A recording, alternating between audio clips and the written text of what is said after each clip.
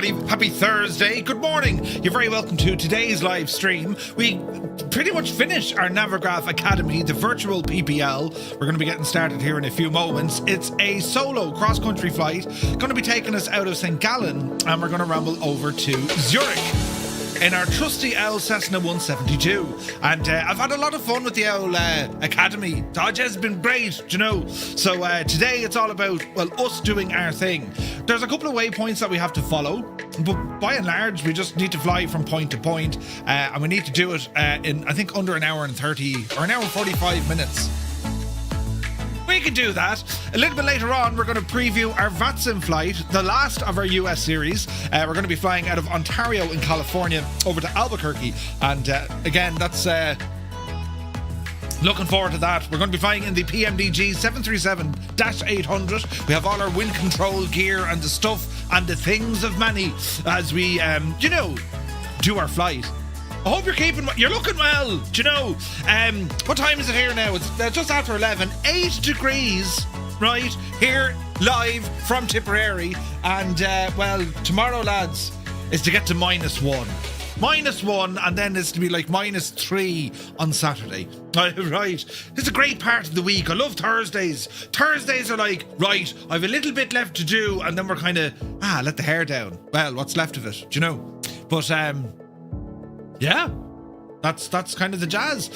With these morning streams, of course, if you have any questions relating to flight simulation or aviation or, well, anything really, but do be sure to ask, because, you know, it's kind of a chilled out kind of a, the quieter streams where we can kind of just, ramble on for ages. So, that's what it's all about, right? We're doing something new this morning. Don't know how it's working yet, but we're live also for the first time, officially, on TikTok. Yes. So we're here on Twitch, of course, YouTube with 2 streams, and we've one now on TikTok. So wherever it is you're tuning in from, well, a very good morning from Tipperary, and I hope you're keeping well. And I look for those who did platforms, I went about moving things last night, me camera, other cameras and stuff. Do you ever move something and it doesn't go back quite where you had it the first time, and you're going, why does that look so odd? And you can't remember how you set it up. That's where I'm at today. But anyway, after this lesson, we have our virtual PPL. Yes, we do. We've completed phase 1, and this is the final part of phase 2. And then we're just waiting on Navagraph then to be able to push out the next phases, which is going to be instrument flying, and then we're going to be doing some IF4 approaches. But that content, well, we don't know yet. I'm hoping we'll get a bit of news from Navagraph at FS Weekend over in the Netherlands, which is happening next month. So, that could be absolutely brilliant. Do you know, that could be great to find out what they're doing. But yes, let's see what happens. We're over here now. Who's here? Look, joining us in the chat this morning. A very good morning to you. Idle Cutoff. He says, good morning, Cambridge calling. Hello from Tipperary. It's good to see you, man. 98 Vulcan, very good evening. Hope you're well. Creo, he says, good morning, Murph and Fireflies from a sunny County Mayo. Creo, hope all is well in the County of Mayo. You're very welcome aboard. Norse Viking is here. Good morning. DK Funfly, hope all is well. I'm Pierce. Good morning to you. He says, good morning. Well, I say good, but looking out the window, I'm not so sure. It's not actually terribly awful here. It's cloudy and it's cold, but it's not terribly awful. So we'll see how we get on there. Crafty Tigers, good morning. APU Inspector is here. Spitfire RAF 100 is here in the chat. A very good morning to you too. A couple of folks rambling in over on TikTok. A very good morning to you. Hope all is well. T-Sac is here. What's my rate of instruction? Oh, shit. A pint of Guinness, APU, thank you for 155 streams in a row, buddy. Malky Mac, a very good morning to you. Hope you're well. Stu Snape is here. He says, morning, Murph. I'm hiding in a room in the office, so can sneak a watch for the bit. Say nothing to no one, and if anyone asks, you are doing an online symposium. You're learning about trees and grass. Horticulture. Trees. You're learning about the trees. You used to pay 15 US an hour in 1978. It's about 220 quid an hour. here in Ireland, at least, for PPL training. It is very expensive. But anyway, David Bay is here, good morning, hoping to VATSIM with us tonight. If I let Murph push back in front of me again, I'm doing a single engine taxi to save fuel. Thank you very much, David. Listen, it was grand, you know. It should be fine. Bell Bro, good morning. Hope you're doing very well. Sim Guy is here. Hope you're having a great morning, dude. Tarnish Mossman, top of the morning to you, buddy. Hayden UK. A very good morning to Hayden from, well, the Hayden UK Empire. Hope all is well and things are going tickety-boo. It's great to see you, buddy. Zith is here. -1 and -3. Maybe the rain will stop. Because if it doesn't, I'm pretty sure the Raptor is next. Yeah, right. The weather's shocking, Zith. Epic Fool. Murph, I had a horrible thought this morning. Imagine if Discord does self-implode and you'd have to move to a whole new server. That would be a pain in that part of the body that we all know but just don't mention. Jesus. Epic, why would... Like, what?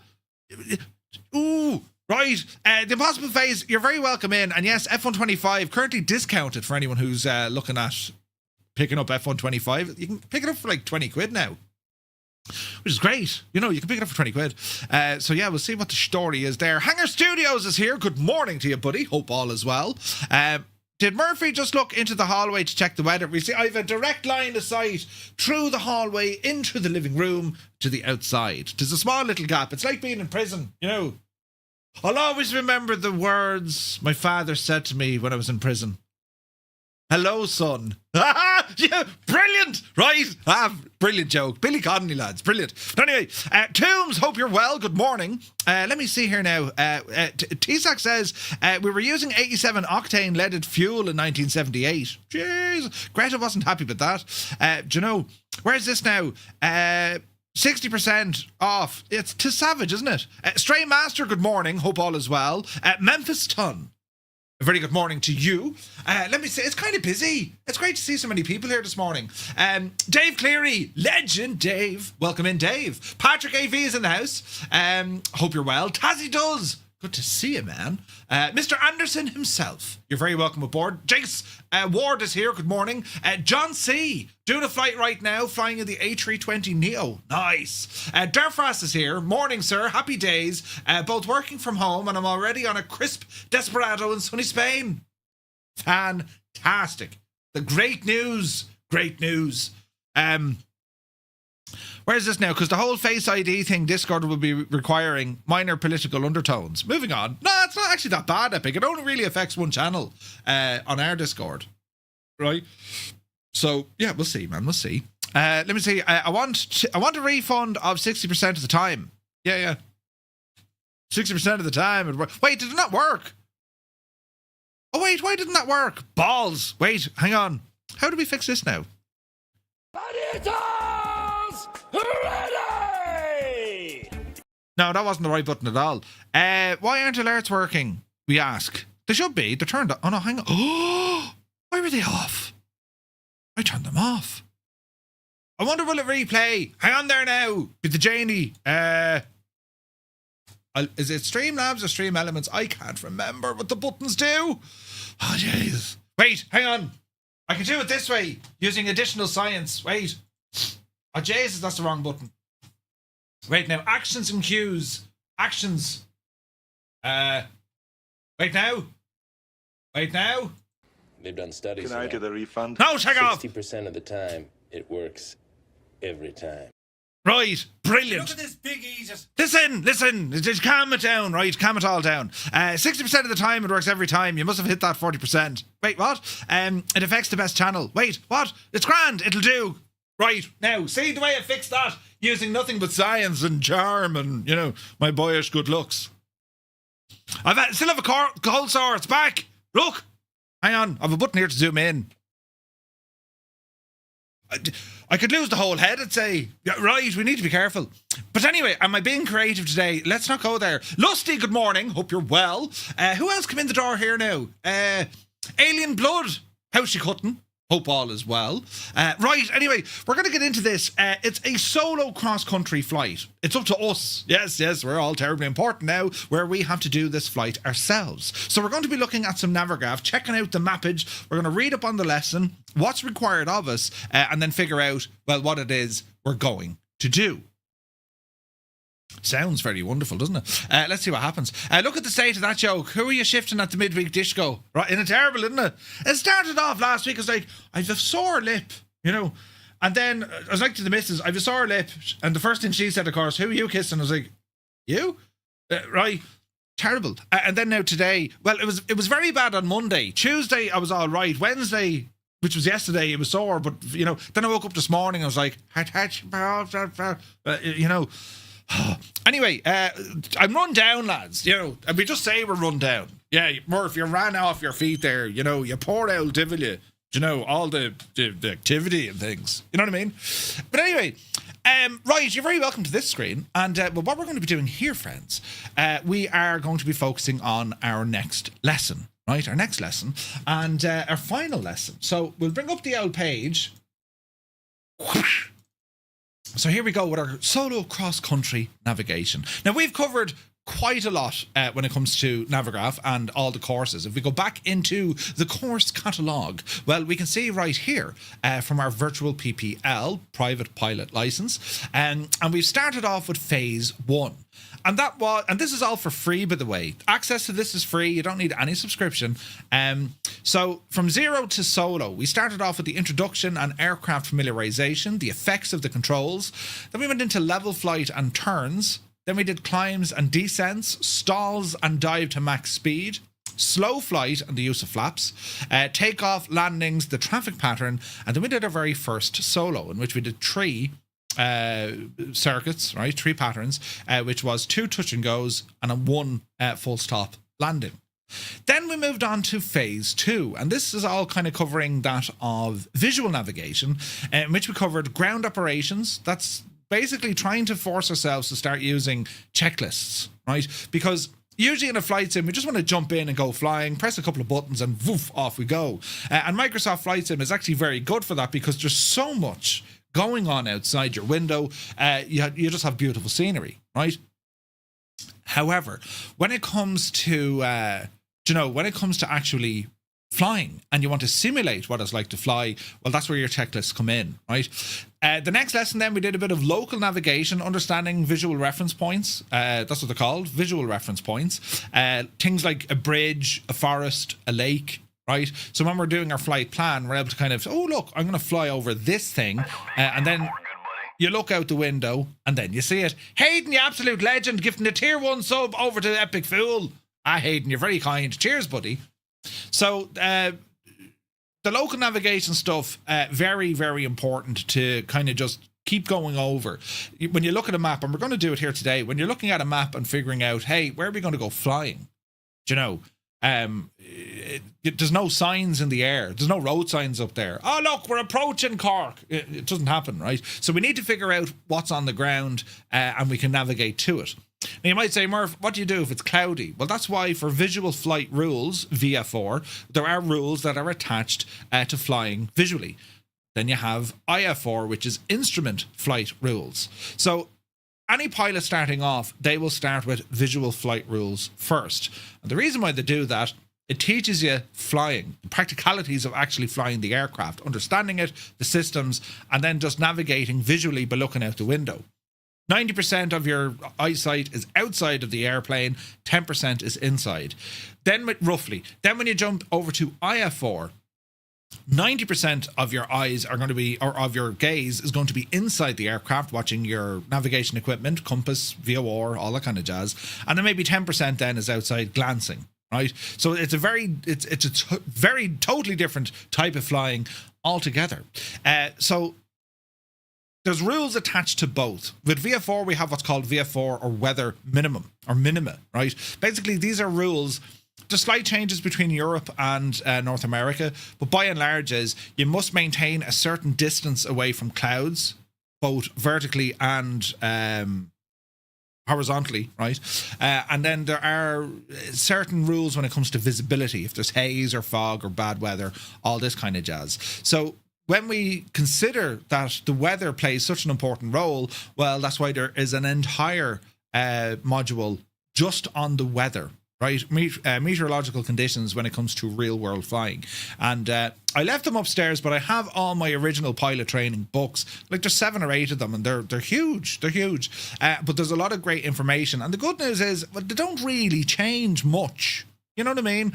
If there's any kind of new procedures there, perhaps, or new technology tends to kind of change what we can and what we can't do when it comes to flying. So that's where kind of navigation comes into it. And for me, navigation is one of the biggest things of flight simming, because it's the biggest sandbox ever, because it's the world. An entire replication of planet Earth on a 1-to-1 scale. What a sandbox, right? So you can literally go anywhere you want. So we progressed from local navigation to then doing our first cross-country navigation. And we did that last week, where we flew out of Alturin and we headed over to Innsbruck, one of the most famous approaches in the world. Beautiful. And by doing so, we were following lakes.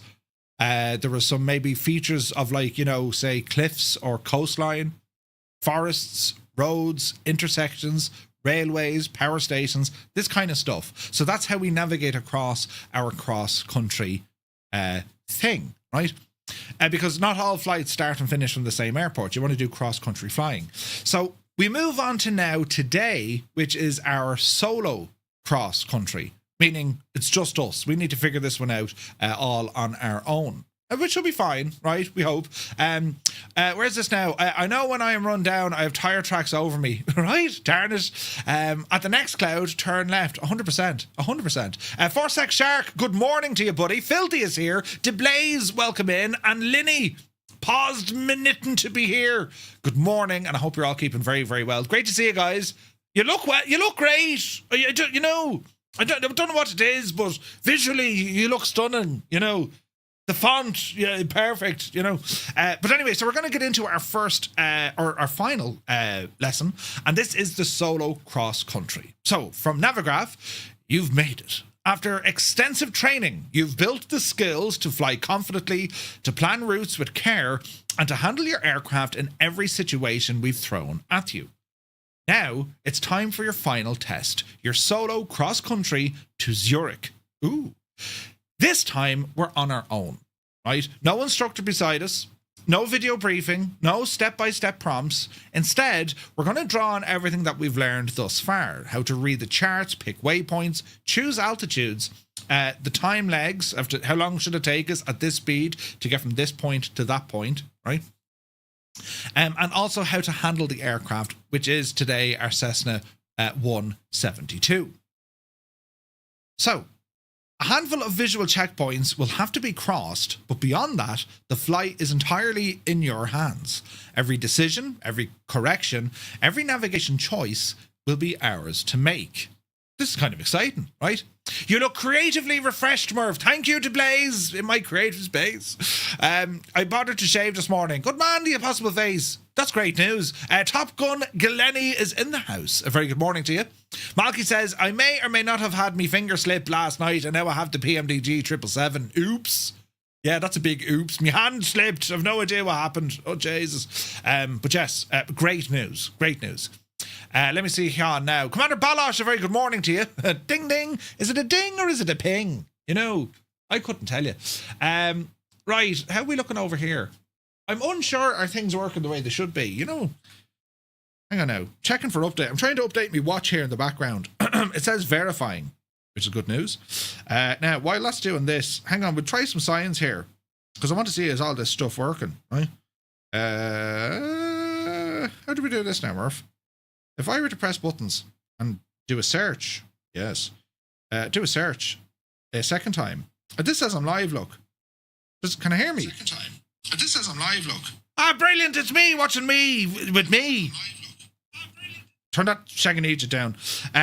But yeah, so if you're on TikTok, ramble over and say hello. Now, is my watch done? It looks done, doesn't it? Let's see here now.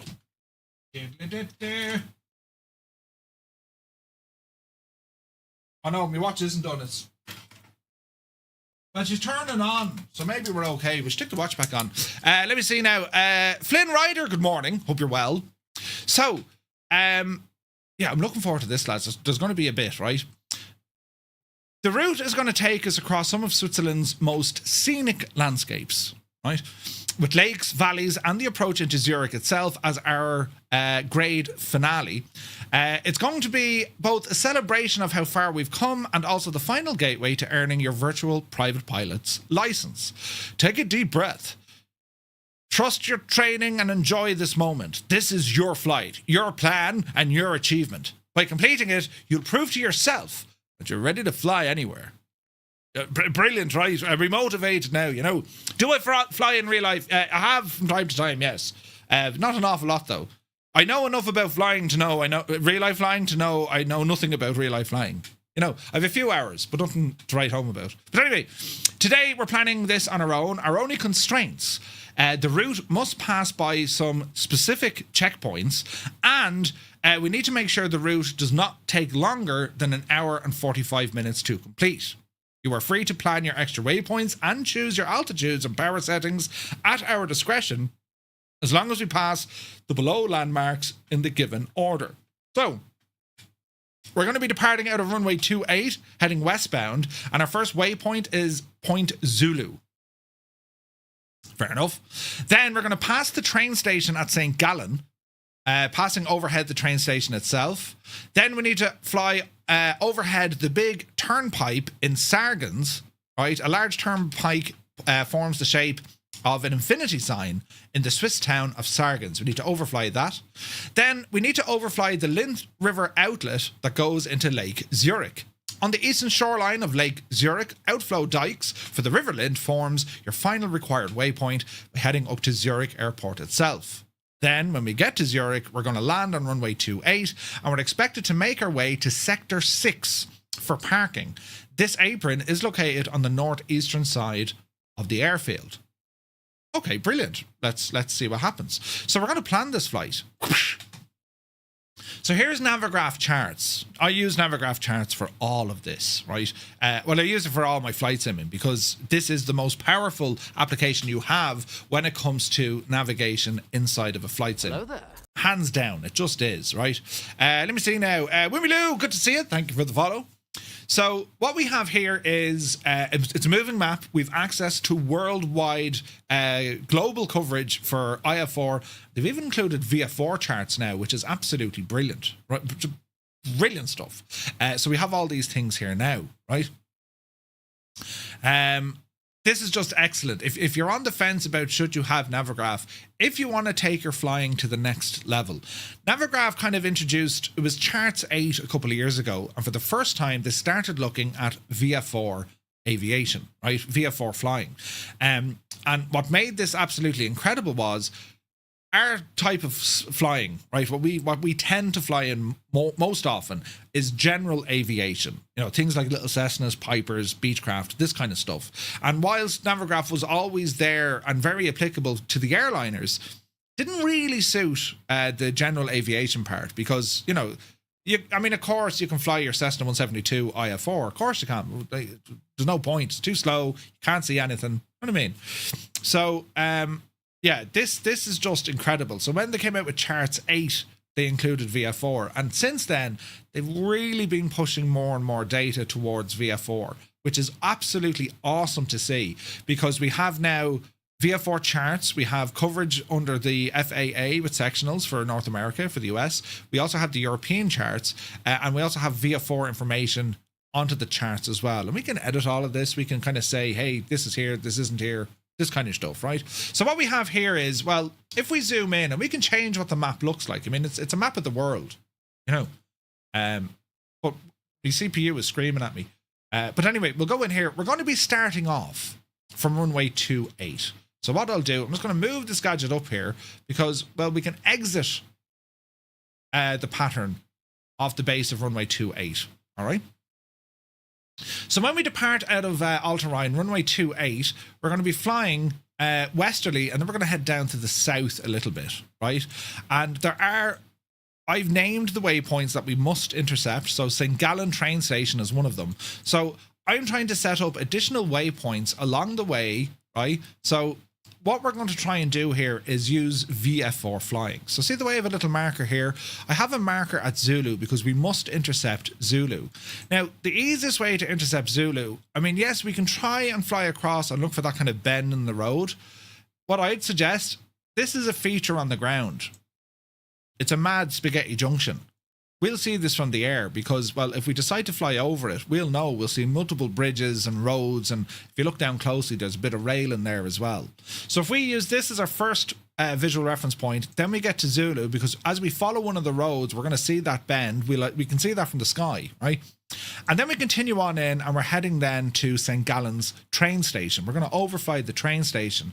That should be relatively easy to pick up, because as we fly into the town, we'll follow the tracks, and then the tracks will get multiply bigger, right? Because there's more of them as they approach into a train station, all right?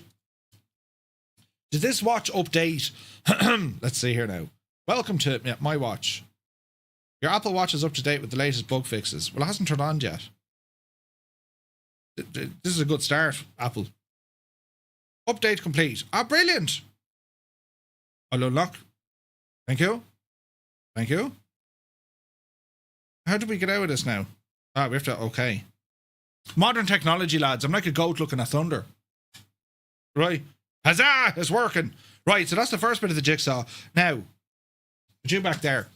So, St. Gallen train station, that's where we're going to fly to first. From there, we're then going to be heading down almost south on a heading of 169 degrees, give or take, right? So we need to say, right, that's going to be 23 miles down the road. How are we going to actually manage this? Because, yeah, we can set a timer and say, well, if we're flying at this speed over the ground, we should get down there in roughly, 12 minutes or whatever, right?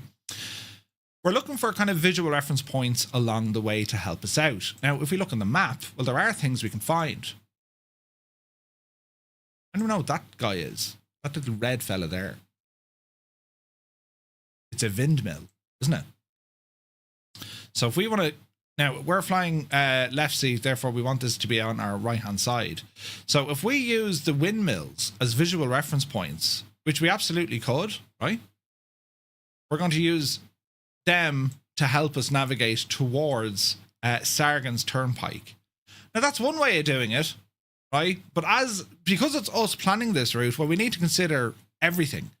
What's the risk of flying this direction? Can anyone tell me what's the risk of... We could go out here where this road and the river is, because you'll notice that, well, it looks relatively calm and flat. Versus, well, we can tip across this neck of the woods, the cross-country element. We've mountains there. Very good, Belro. So, if we have mountains there, what does that mean? We're going to have to climb. And if we climb, well, that's going to affect our aircraft performance. It's also going to impact on our fuel, right? And if we look here, we can see, well, the peak of the obstacles here is 8,500 feet. Now, our Cessna could go up to about 10,000, right? Yeah, we can go higher. Right, but it means then we're going to be a long time climbing, and then when we get up there, we're going to be descending again. So it's our choice what we want to do. We could, for instance, go to the Gallen train station, right, and then maybe go over this neck of the woods, and then tip on out and follow the river down. Now, by doing so, it will extend our route. It'll put additional time on us, but it means then we can maintain a much lower altitude, right? So we have these options ahead of us. We can go over the mountains, or we go this neck of the woods over by the roads, where you're only talking, altitude peaks below you, 2,000 or 3,000 feet. We'd be comfortable at 5,500. No problem, right? Then we're going to get down to the Sargon's Turnpike. So we're going to go in and have a look at it. And again, you can do additional things with your maps. You can say, right, tell you what, map, show me what it looks like in the real world. Ah, that's what it looks like there. Okay, so we can see there's some sports grounds in here, a couple of empty fields, houses, and it is a mad-looking turnpike. All right, that should be fairly easy to identify from the sky, right? All right, fair enough. We continue.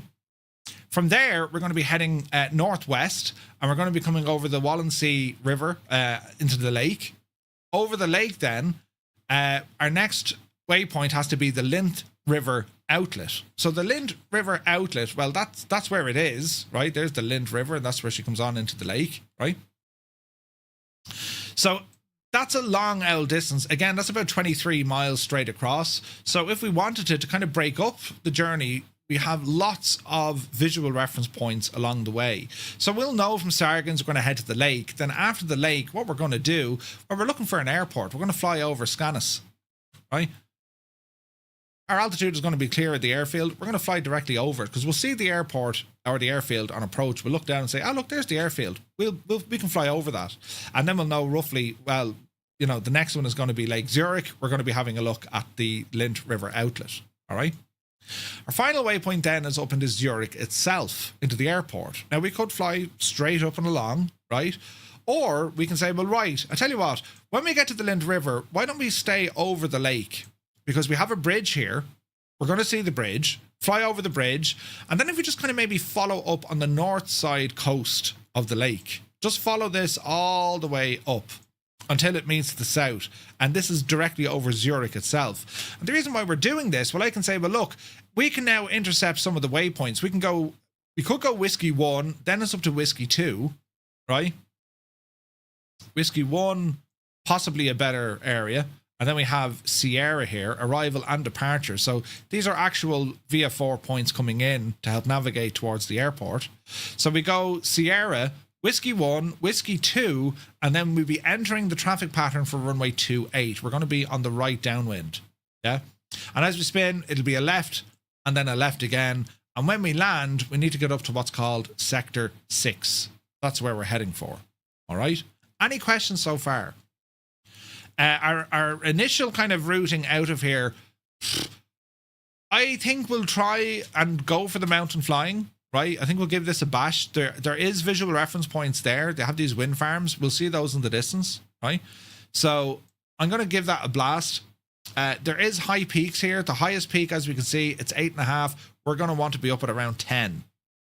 You know, you want to, at all times, you want to maintain about 1,000 feet off the ground. All right. So that's what we're going to attempt to do. So that's what our flight plan looks like. So that's what I'm going to go with, right? So if I were to go into Navagraph over here, and I have this on my tablet, so it's the fully updated route. The last thing, or the last bit of the jigsaw we need to figure out is the overall altitudes. So when we take off, well, we know, right, we're about 11 or 1,300 feet off above sea level. So we're going to be probably aiming for maybe 4,500 feet. Bearing in mind, we now know we're going to be climbing to about 10,000. But once we clear 10,000 over these mountains, 10,000 is going to be a little bit high up to be looking at this turnpike. So we just need to be careful of that. So we'll want to drop altitude and then we're going to follow up this way. All right. Again, altitude here, look, 4,700. So we'll just want to be careful with our routing. Now we can fly around this again. Look, we got a nice visual reference point here. Look at these mad roads, look. We're going to see those from the aircraft. Now, ideally, they want to be on our left-hand side. So we're flying the aircraft facing this direction. We're sat in the left-hand seat. We want to look out the left window. We're going to see these roads. All right. So that's what we're going to do there. Any questions so far? Excellent. Right. So I'm happy enough with that. Let's go to the briefing. We have a quick video here to watch. This is our moment, the final flight that we're going to be doing at Navagraph Academy. So, well, let's go in and have a look at this and jump up there now. We have an outlook. This is the final challenge. You are doing your solo cross-country flight to Zurich. Make sure you have planned your route on your charts. You must pass all the waypoints given in the briefing material in order. However, the rest of the route is up to you. The maximum time allowed for the flight is 1 hour and 45 minutes. This is counted from when you start your lesson and until you end your flight. Big congratulations on making it this far. Good luck and have fun.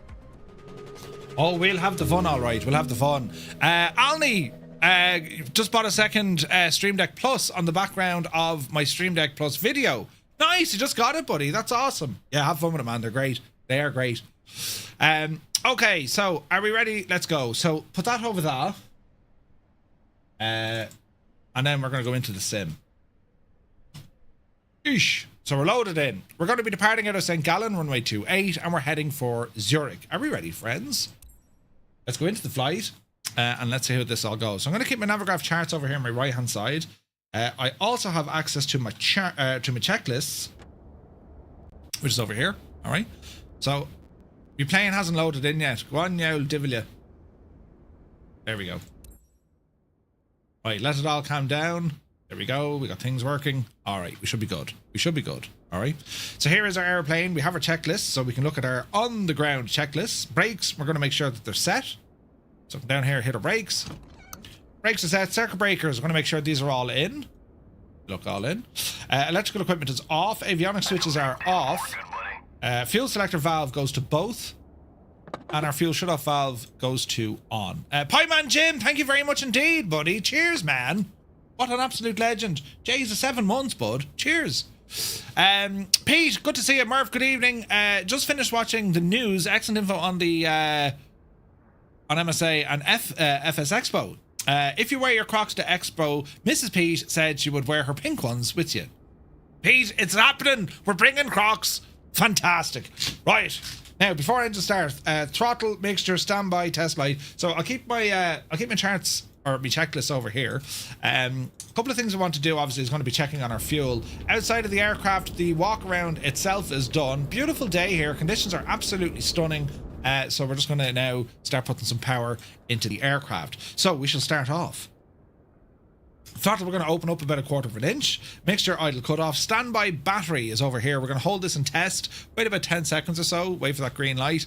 And once it doesn't, turn off, we know it works. Then we'll put the standby battery to armed. Then we'll go for the. A check on our instruments. So gyro starting to spin. Avionics fans coming alive, and we're going to be looking for any red X's on the engine. So the sensors of the engine are saying no, all is well. We can also see that our voltage and our amps are all correct. Standby battery amps discharge is on our screen here. We're going to go beacon light to on. Put our nav lights on as well for the crack. Prop area, we're going to say clear prop. And we're going to go for the master battery. Also make sure that our flap handle is in the up position. So master battery and alternator. They're coming alive here now. So we'll say the engine is cold. So we're going to go fuel pump on. We're going to go mixture rich. Give it some beans here as well, just to kind of prime the engine. Fuel pump off. And we're going to go to our mag. So we're going to go left, right, both. And we'll give it an L to start up. Uniform Goose, good to see you, man. And there's a good start in the engine. Clean out the mixture just a little bit as we're sitting on the ground.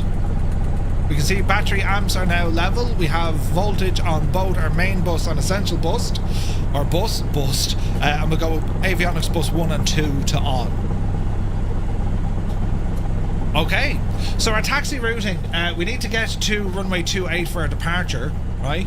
So if we come back up the road here, we're currently over at Bravo. We need to taxi now to runway 28. So that's going to be Bravo, November. We'll do our run up and then it's runway 28. So that's our taxi briefing. Corn Wolf, good to see you. An essential bust. There's an idea, I'm Pierce. Yeah, I'm telling you. All right. So avionics are coming on. Make sure that our barrow is set. Direction indicator is set. We'll also horse in some altitude here. So I reckon about 4,500 feet. That'll keep us safe for a while, right? And then our heading indicator, we'll be putting that to the runway heading, right? So we'll fix all that now in a moment. While we're sitting here, we're going to go ahead and put on our taxi lights. Temperature outside is okay for the moment, 23 degrees. We shouldn't need anything in terms of pitot heats, right? So what we're going to do, we're going to start taxiing. So it's a right and then it's a left. Are we ready? Off the brakes. Small bit of power. Look right and left. And we'll start manoeuvring. Test the brakes. Brakes are working fine. While we're here, we'll stick on the L transponder. Make sure nothing there on the right. And we're going to taxi up to the left. A creative bus space. Very good, Linny. Very good. Alright. Taxi nice and handy. Then we'll have her before takeoff. So we'll do a run-up test just down the hill here. It was very pretty, doesn't it? Easy now. Nice and handy, lads. Nice and handy.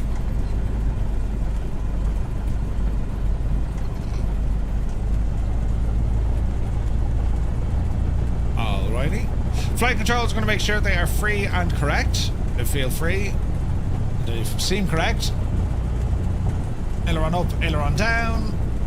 Aileron up, aileron down. And elevator out the back. Flight controls are working. Fuel that we have on board, we've 22 gallons, which should be okay for what we're doing, right? It's a relatively short flight, so fuel efficiency is going to be important here, so we'll want to watch for that. So we're still on November. We're going to get ourselves down to the base here and do a quick run up and see how we get on.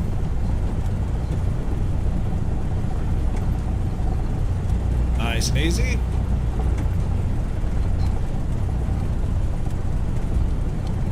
Okay, on the brakes a bit. Let's turn in. And you always want to be trying facing the wind as best you can when you're doing your run up, right? So we're going to hold position. We're going to apply full mixture. RPM coming up. Aim for about 1800 on the RPM.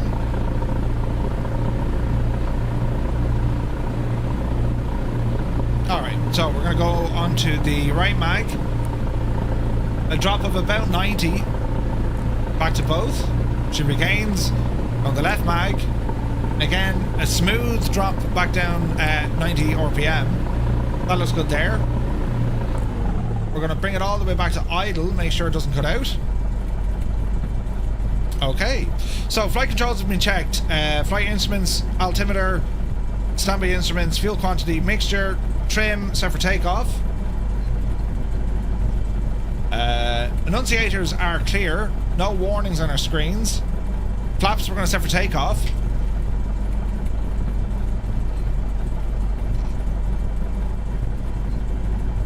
All looking good. So let's continue on.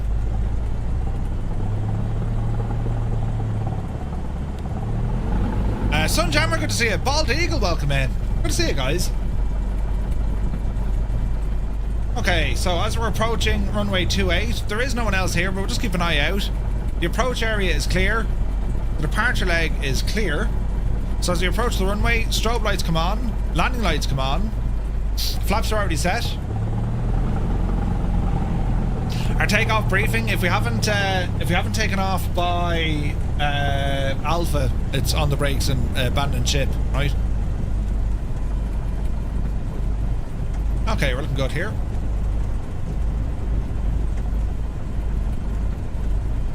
Got ourselves lined up.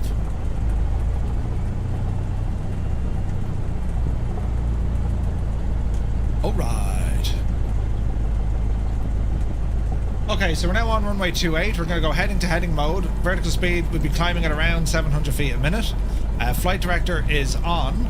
We're going to set heading and we're going to set vertical speed. Okay, mixture's rich. We're walking, talking and squawking. Let's go flying. Okay, takeoff power set. Small bit of rudder input. Airspeed live. Keep we're going. We're going to look for around 55 knots. It's 55. Ease up we go. And she just wants to fly. Positive rate of climb and indicating. We're going to keep that runway heading.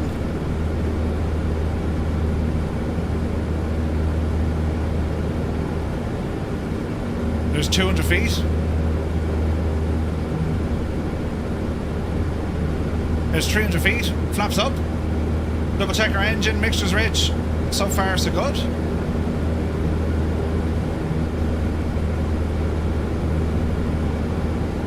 Alright, easy now. We're going to be climbing at around 74, give or take. At the moment, we're looking good. We're going to be heading up to 4,500 feet. Okay, we're looking good so far. Toto is here. Good to see you, buddy. A Gaming Bubble, thank you very much. Good to see you guys. Okay, so this is where we're going to be leaving the pattern. So as we came up over our 500 feet, everything in here is looking good. Pattern altitude, we're going to start a left turn here now. And let's head her on. Now again, this is where you want to be watching out for terrain. Alright. So we are climbing nicely. Just watch that terrain as we do it. Okay, mountains there in the background, looks absolutely gorgeous. As we're now leaving kind of the traffic area, we can go ahead and kill the landing and taxi lights. Power settings are okay, we're still climbing. Mixture, don't need to worry until we get to about 3,000 feet. Over to the right here a little bit. So what I want to do, I want to pick up that road we were talking about, which is over here. See the road going in? So we were saying, look, we're going to aim for this turnpike, or this mad spaghetti junction. So that's what we're going to focus on now. And once we get to that, then it's going to be a further left turn. So we can see all the junctions, we have roads and we've rail, and then we can see built up areas here. Alright, so that's what we're going for first.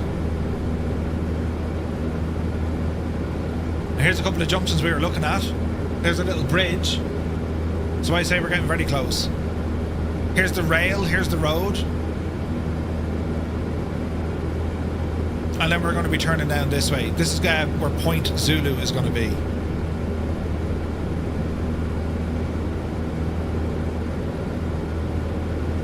Alright.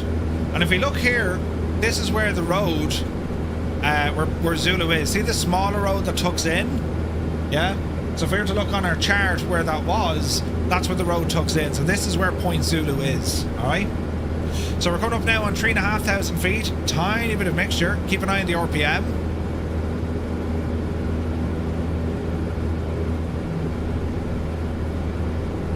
Speed is good.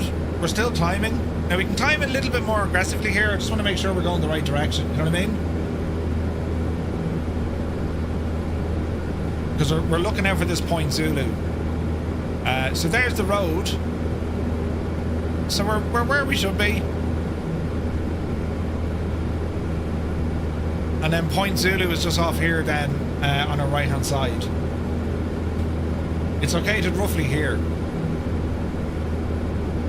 So next up we need to head for the train station. So we're looking now for the train station. So eyes front, we can see where the rail is going in. Here's the town, and I'd say there's our train station. See all the multiple rail lines? Right? So that's where the train station is going to be. Climbing nice and easy. We're about to hit 4,500 feet. And so far so good. No major panic yet. You know, I say that with like, there's no panic at all.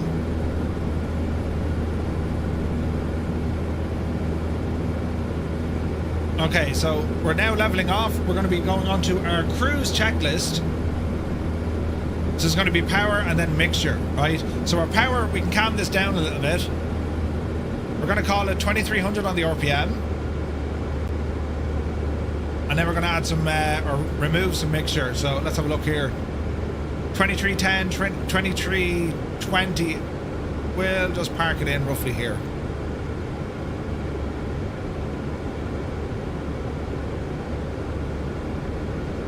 There we go. Okay, so the train station. Again, we're looking at the railway going in. There's the motorway. And here's the train station. So see the way we have all these multiple rail lines coming in? Yeah? That's a train station right there. Now the next waypoint, we said we're going to be climbing here, lads, yeah? And we're heading up over the hills and we're going to be looking for wind turbines. That's going to be our next waypoint. So we're going to start climbing here now like a devil. So we're going to horse in. Let's go 9,500. We're going to V-speed this. We're going to climb at 700 feet a minute. We're going to readjust our power for best climb performance. And we're now going to start turning in that direction to the hills, which is roughly a 194 heading.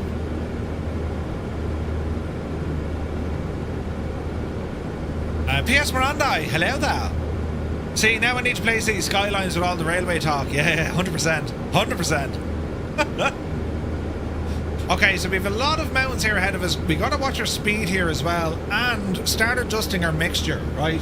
This is where the crack really starts happening. So looking at these, we know minimum safe altitude is 8,500 feet. We're planning to go to like 9.5. So we'll see how we get on here, right? Aaron, thank you very much indeed, buddy. Cheers, man. So there's 5,000 feet. We'll need to adjust our rate of climb to make sure we maintain about a 74 knot climb, right? Am I using Atmos? No, negative. I use reshade. So that's the default sim, and that's reshade.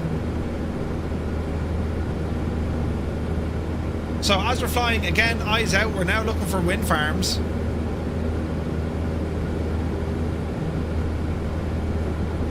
We have antennas up here.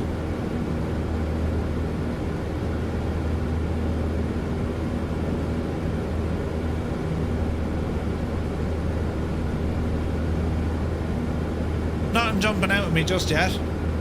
Speed is looking good, 5,500 feet. Continue to climb. Looking around, I mean, look, we're safe enough. There's decent separation between us and the ground. Speed is looking good. Engine is okay. Temperatures are okay.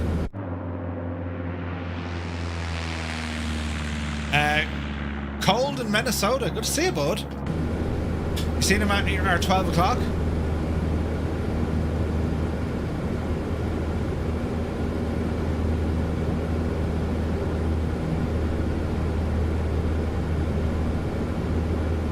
Now we're aiming to pass these, so they should be on our left a little bit. So they should be over here if we're doing this right.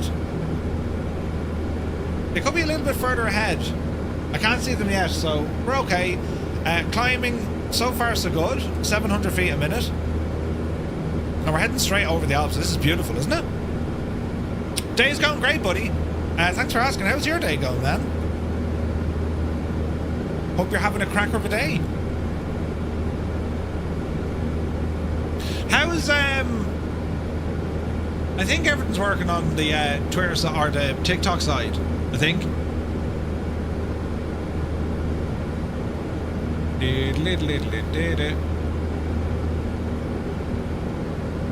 Let us hope. Okay, speed is still good. Mixture, let's have a look now, because as we're climbing, a bit more power, right?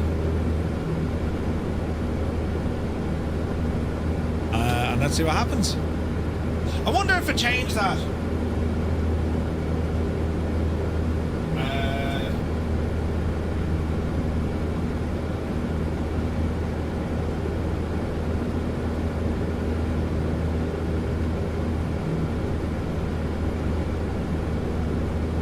Change the title and let's see what happens. So climbing, we're up on 7,000 feet now.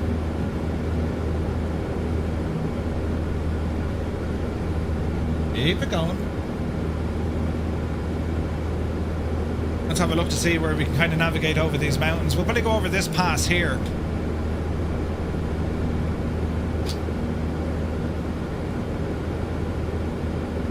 I imagine the wind turbines were over here somewhere. Maybe they're not rendered in, which is very strange. But we'll see. We'll keep going.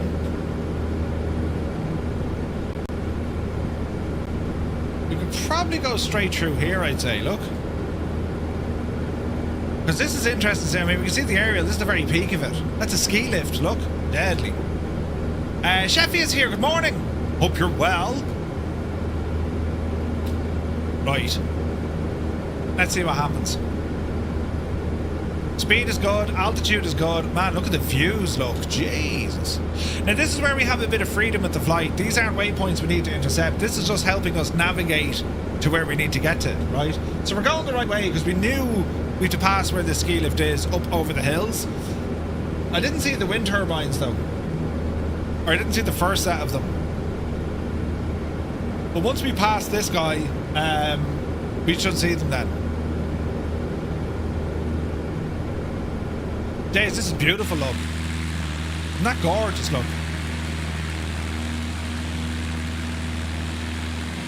So we're climbing well. 80 knots, very comfortable. There's the ski lift. Man alive, that is absolutely gorgeous, isn't it? Stunning. Okay, so 8,500 feet. Do you know what? We can probably level here because we shouldn't have higher terrain where we're going. So, let's hold. Let's call it 8.5. And we'll adjust our power here now in a moment.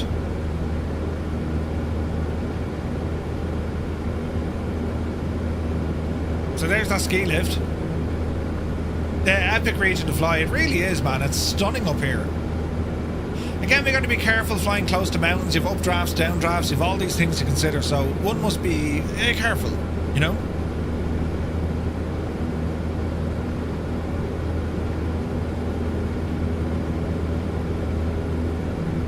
So let's see what happens.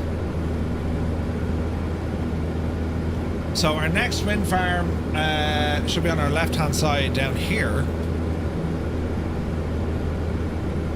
Again, I don't... Well, there's something there, maybe. Man, look at the view there, look. Jesus, look at that, lads. That's superb. Absolutely gorgeous.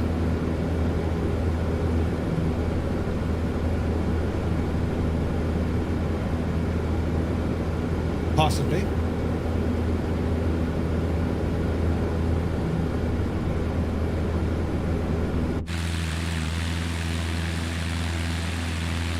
Man, the terrain here is something else. And there at the side of the mountain.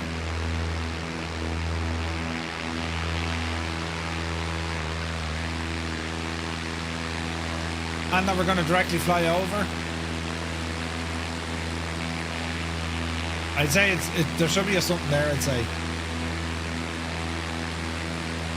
Alright. I want to head this direction. Look at that for a view. Savage, isn't it? Gar Gaming, good to see you, bud. Hope you're well. Now a big-ish kind of a mountain block here ahead of us. But we're okay to clear it. Ease off for power just a little bit. Make sure our mixture now is set.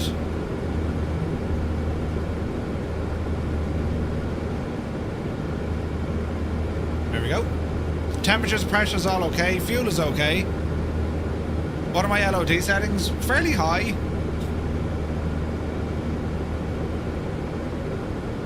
Like, it's on our map that there should have been a wind turbine there.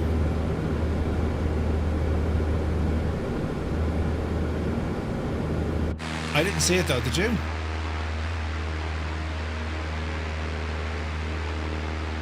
Should have been something in there. I would say they've thrown in a building instead of the wind turbine. Which is not ideal at all. But we'll see. We'll plod around and see what happens. Now, as we're navigating here, let's have a look. Jay, look at the views though, isn't this unbelievably good? So, there's the lake we're going to be following in a little while, right?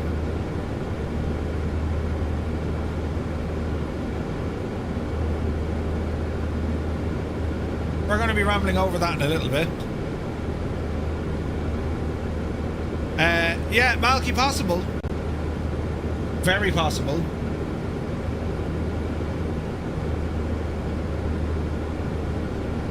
Man, this is gorgeous.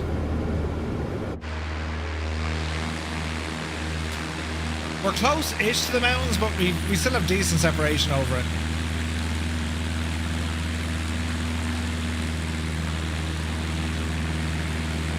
Hopefully it doesn't give out to us too much, you know? It might. Okay, we can probably start thinking about descending now because we're not going to need all this altitude, so let's drop her down. We'll drop 2,000. We're going to ease off the power a bit. keep ourselves kind of primed for 500 feet a minute. We want to go to this area over here. And then allow, you know, sufficient room to be able to turn around. So we're going to be looking for a turnpike at Sargans. So what we could do, to lean our way into it a little bit more, we're going to aim this neck of the woods and then turn right back into it, you know? Forsac Shark, it's called the Wheel, exclamation point wheel. Rambok Mord made it. It's deadly. And you can customise it and do all sorts of messing with it as well. Good. Adam Controls is here. Good morning to you, buddy. How's she cutting, man? Happy Thursday. Right, the turnpike. It's going to be coming in fairly quick. Hey. So again, we'll just try and position ourselves as best we can for it.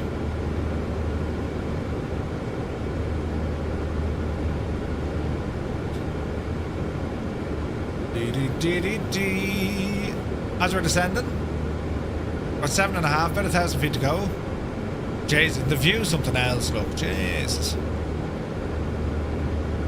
What a gorgeous part of the world to go flying. Alright, easy now. We're still dropping. Let's ease off some of that speed now so we're not under pressure.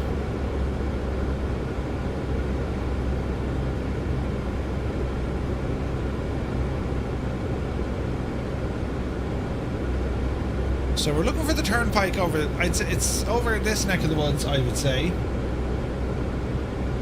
I mean, that kind of looks like it, but I can't be sure. Oh, that's it there, look. So there's that visual reference point. We must cross that one. So we'll circle around here. I just want to drop a little bit of altitude. We're going to use this like little mountain here. We're going to swing around that, and then we'll overfly that waypoint.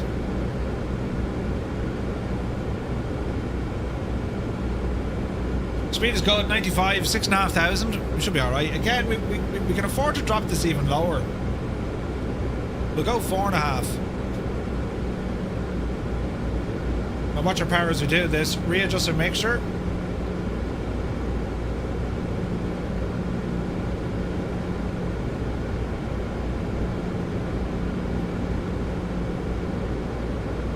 We must overfly that one.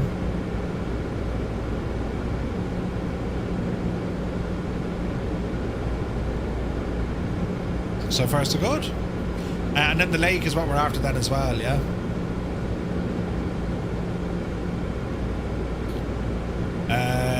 Let me see here now.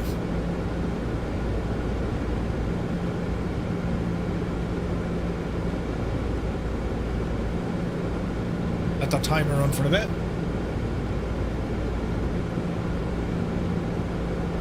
There's that little mountain we were looking at.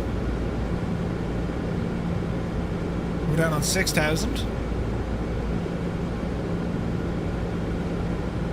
Just watching our terrain as we do this. Like, this is the beauty of VF4 flying. I mean, you're just... you're free as the wind, like, it's great.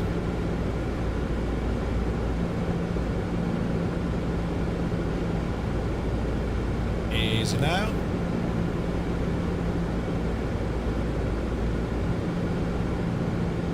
Okay, looking good. Speed is still okay.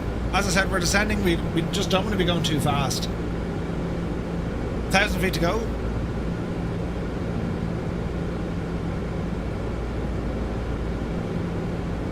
And let's see if we can spot that waypoint.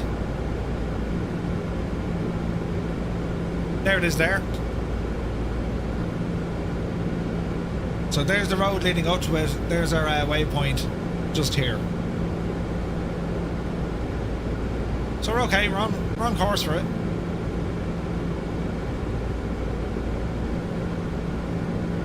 Nice shallow descent here as well. Man, this is beautiful in the valley now. Jesus.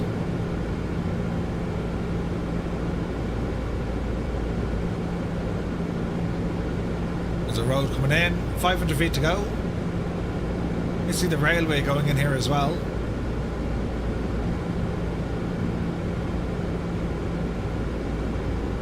Quick check in our temperatures and pressures. RPM a little bit low, but we are descending. EGT wouldn't be the finest bit of mixture to be added in. We're holding 19 knots, a couple of 100 feet to go. Here we're going. Man, look, that's so dramatic there, isn't it? Look at that. That's beautiful. With the fields, we got cars down there, you got the river, you got the cliff. Beautiful. Absolutely beautiful. Okay, leveling off. Power coming in. We're going to aim for about 2300. Adjust our mixture if needs be.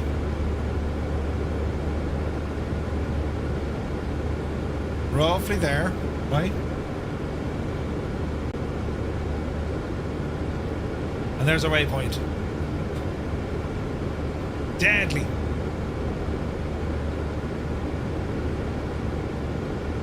Okay, we're looking good. We're going to follow up this road.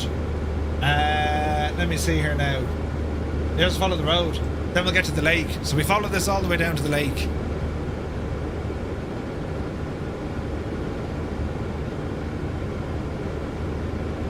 Alright. 2400. Ease off the power a bit. About 23 will do us. Like, we can cruise 100, 105, right, give or take.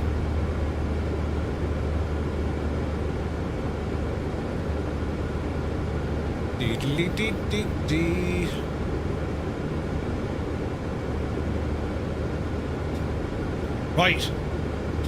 Follow on this road. Keep our distance, obviously, from the terrain either side. Yeah, it's gorgeous, Patrick, isn't it? It's gorgeous, man. There's the lake, so that is our next waypoint as we fly up and along.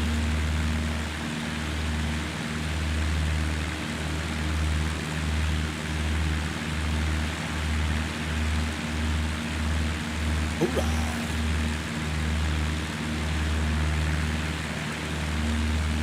Isn't it only gorgeous, lads? Absolutely savage. Max Stallion is here, good morning.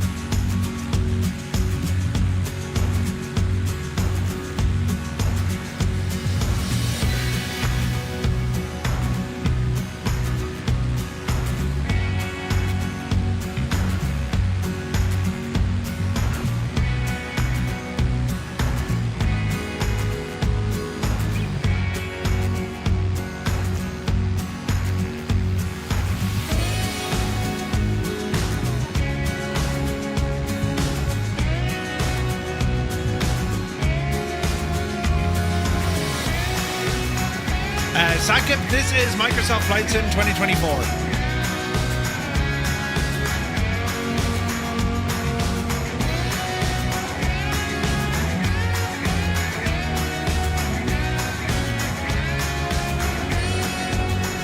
Okay, there's the lake. Again, watch out for the high terrain either side.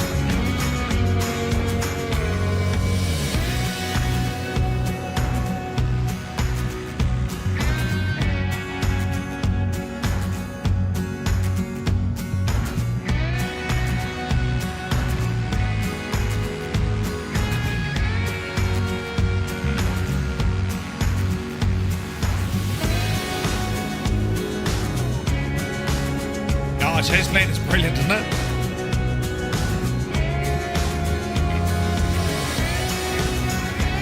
Man, look at the views here. This is a stunning flight.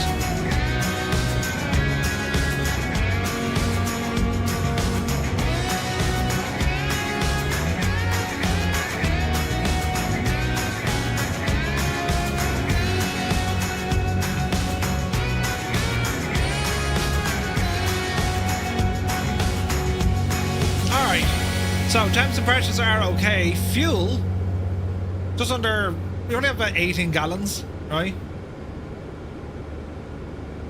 We're okay. We're going to overfly the lake here. Angels15, good to see you. Captain Marrett, welcome in. Cheers, buddy. It's a NVIDIA 5090. An RTX 5090 is the GPU. Right. So we can follow up this lake, keep it in the valley, And our next waypoint here, lads, is actually an airport up the road, Shannis Airport. So we can keep her moving. Just watching our timing here as well.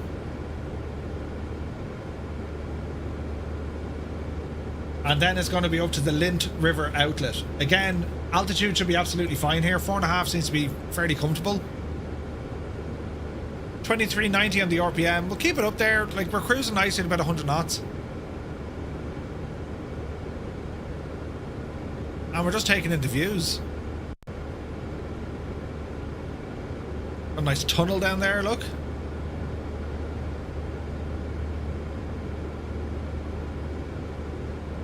It's just great to go exploring in the sim, isn't it? Like, I mean, you're just out for an old ramble and see what you can see, you know. Johnny Mon is here. Good to see you, Johnny. Welcome aboard, man. Hope you're having a great day. Or night. Wait, what time is it with you, Johnny? It's like 4 in the morning, 5 in the morning. Okay, so our autopilot is doing, well, that's doing all the heavy lifting. We're just making sure our temperatures and pressures are good. Fuel is looking okay.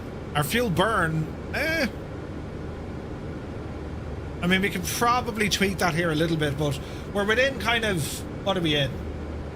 30 miles of our destination. So we're pretty much at the halfway point. Mr. TPHI, good to see you, man. Hope you're having a great day. You're up before your breakfast. Speaking of which, lads, what is breakfast these days? What do you have for breakfast? Is it like, you know, a cup of coffee and an owl bit of cereal? Is it porridge? Is it none? Right? 6:15 in Chicago, just finished work. Nice, man, nice. So, Johnny, do you go for breakfast after work? Or do you have, like, what way does that work? Coffee and then more coffee? Yeah, great combination, yes. That's what's needed in the world. More coffee.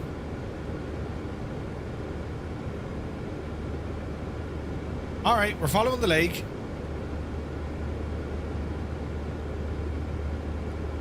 Tea and anything sweet, says Linny. Nothing for Uniform Goose. I tend not to eat myself. I don't eat in the morning. I'd have my lunch and then have a dinner, and that's kind of me, you know. And then I completely misbehave in the weekend, you know. But I'll sort that out someday. Eventually. Coffee, then a stronger coffee. Okie dokie. So when we clear this area, we're going to follow the canyon down, and it's going to be up to the right hand side, and I'm expecting them to pick up that other airport. You're just finishing your coffee after your cereal. Nice. Sometimes not today though. I'm getting some tea extracted this morning. Oh mother of dear Janie Mac. I'm not a fan of the dentist. It's the one thing I dislike in life. The dentist, spiders and Leitrim. You know. Reminds me of me Munster supporters breakfast. A mouthful of water from the tap and a scratch at the arse. Brilliant. Nice thing is though, you have a 3-day weekend. Ooh, nice. Murph, I hear your breakfast is a baked iguana and dew from Mount Olympus. Yes, yes, yes. And a cup of water, you know, from the springs of Mount Olympus. Yeah, I like that. I like that.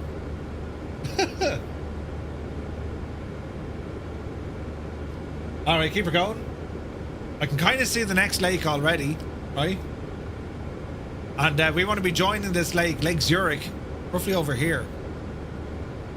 There's the airport we were looking for, I think. Is it? No. She's further on up the road.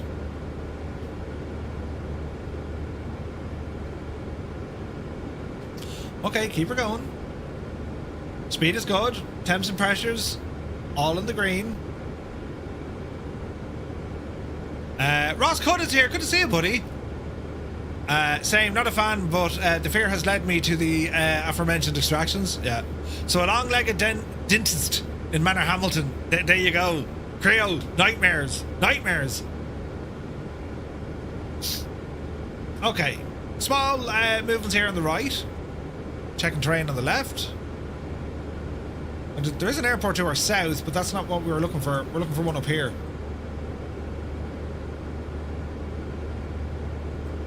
So we should keep our eyes peeled. If we follow this river up, it's going to lead us most of the way there anyway. It's more like a canal, to be honest, isn't it?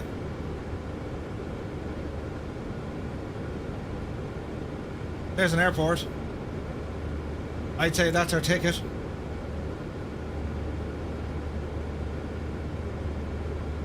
As we kind of maneuver around the big mountains. Man, they're gorgeous looking, aren't they? Absolutely stunning.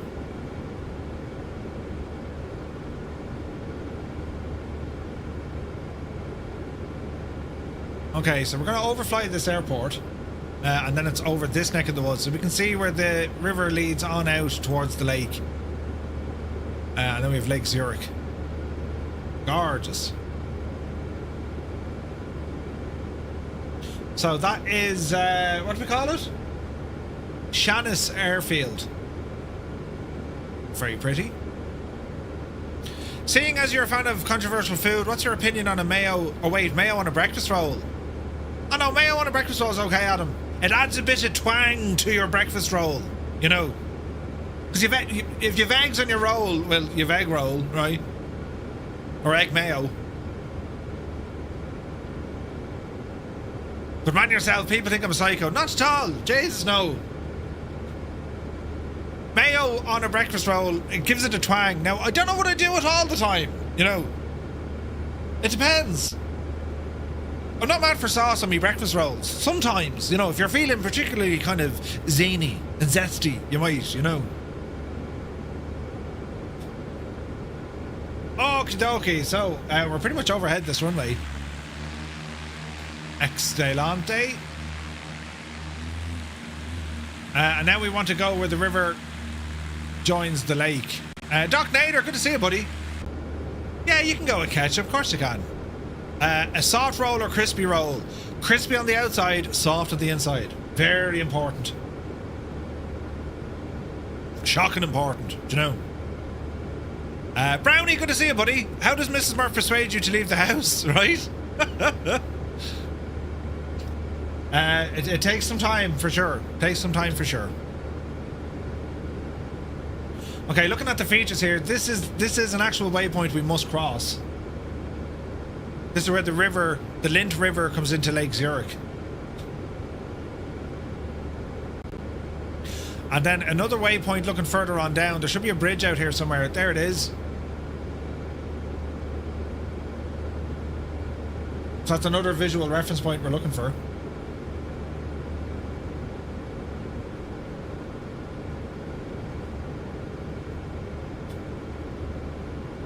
That's the ticket right there. Mark Swan is here. Good to see you, Mark. Hope you're well. Very good afternoon. The sequel Gimble put up in the Bremen bar. The devil. The devil. Okie doke. You now have a sudden hankering for for bacon in a soft roll. Bit of brown sauce as well, Malky. Oh, Jesus. A bacon roll, a bacon butty. Oh, yeah.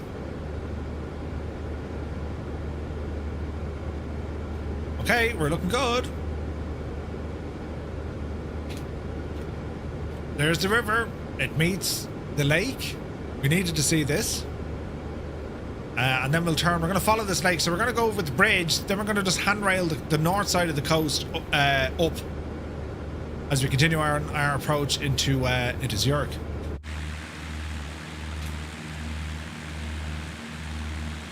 Isn't it only terribly pretty?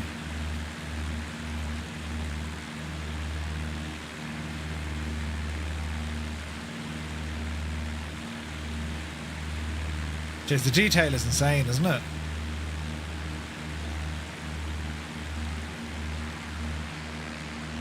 I'd say now living out here is only absolutely gorgeous.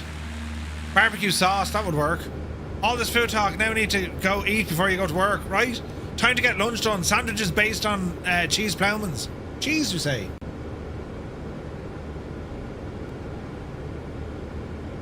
Alright, looking good. Temps pressure's good. Fuel good. Speed is good. So let's continue on. Mrs. GPHI, good morning and welcome to Upside Down Land. Hope you're well, Mrs. Hope you're well. Now, let me see.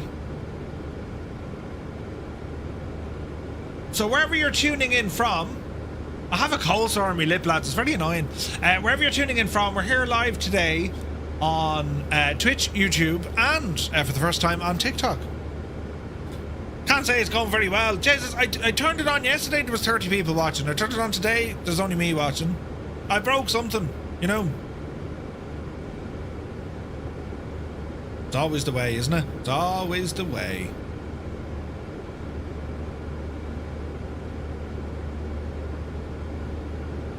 Easy now.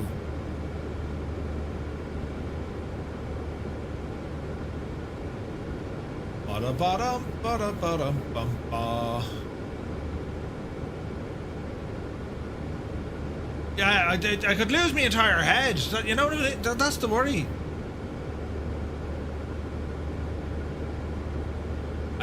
Where is this now, Murph? You have Muppet. Interesting. Hey, Vasco's here. Good to see you, Vasco. Welcome in, buddy. Right, so overflying the bridge, which is just down here. We're using that as a visual reference point. Then it's pretty much just handrail all the way all along. Our altitude is kind of high. Zurich. What's the elevation of Zurich? 1400. So we've only been at about 2,500 feet heading in. Right? First time ever on TikTok, says Vasco. Good man yourself. Ditto. I've had a TikTok for ages. Sometimes I used it, sometimes I didn't. But the idea is you try to be on platforms that people prefer to be on. You know what I mean? Or at least that's the idea behind it. You don't want to be stuck on one platform. Because like if people don't like using a certain platform that you live stream on, that's the idea. So if it's going to be 1,500 feet elevation in Zurich, we're currently at 4.5. So we can possibly look at dropping now down to 3.5. Which I think might be better. I mean, yeah, we can see everything we need to see. But we can afford to give ourselves a bit of a drop here. So we're going to call it 3,500 feet. Please speed this one down 700 feet a minute. Keep our speed okay. Just make sure we don't pass, you know, too fast. As we continue along.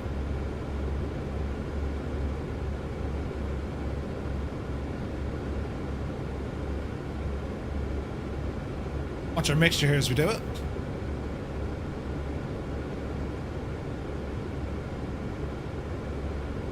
And we're just following the lake now. 8 and 8 is 16, 24, 30. About 30 miles to go. Fuel is good.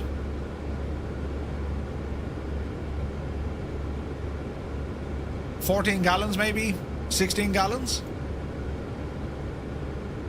Patrick, it would be usually, yeah. About 700 feet a minute. That's kind of the comfortable area. Crafty Tigers, man yourself, he's over on TikTok as well. Ah, brilliant. Now you need to like do stuff on TikTok and tell your friends, you know, share the thing on TikTok. That's how that works, I think. Before we know it, we'll have 3 people watching, you know. There the power. Now check our power settings.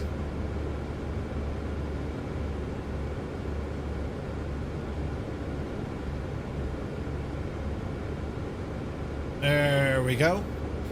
And lure. So we're going to be approaching a fairly busy neck of the woods, so that's going to make me turn on some lights. We will be doing that a lot further closer, but if it was me flying, I'm now entering a very, you know, densely populated area, so that's what you'd want to be doing. 3 people, let's not go overboard. Listen, you know, if you had to make dinner for 3 people, or if you had to carry 3 people from downstairs to upstairs on your back, 3 people is a lot of people. You know? Perspective, you see? Flying Winnebago? Perspective. Right. So what we're looking for here now, we'll be picking up the railway, and we're going to be going for the Whiskey 1 waypoint, right?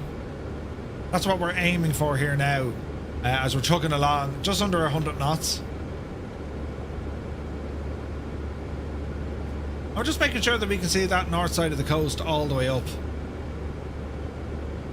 It's very, very beautiful here though, isn't it? It's gorgeous here. Anthony Crotty, come on, Crotty, brilliant. Now there's 3 of us. This is fantastic. Spam the bejesus out of people now. Oh, look, this fella's live and he's great crack. You know, he's music and sound effects and all devil knows what. Yeah. Good nooning. Let's try that again. Good nooning. Right. Brilliant. Fantastic news. How much this flight is going to change today. I mean, we're going to be doing 737 stuff now in a while. In a Box Man is here. Good morning, buddy. Hope you're well. How's your Thursday going? It starts off with 1,000 bench presses, you know, and then some stomach crunches. Then onto the exercise bike, upside down, right? Good so far? Nice, man, nice. Jeez, look at this coming in here now at Zurich. This looks absolutely stunning.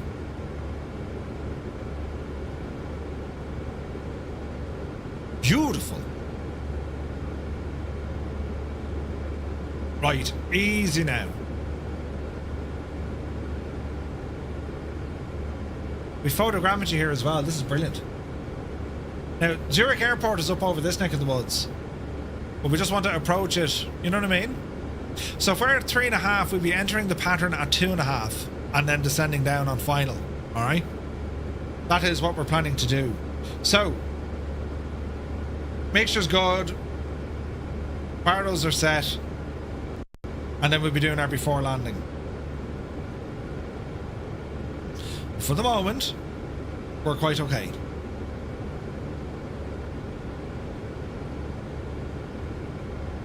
Where's this now? Working great over here. Oh, is it? On the ticks of the talks. Brilliant. Yeah, it's the vertical stream, so it gives you a different perspective of what we'd have on Twitch, we'd say, you know? But hopefully it all looks terribly fancy and, you know, apart from, you know, this screen. It should be grand, though.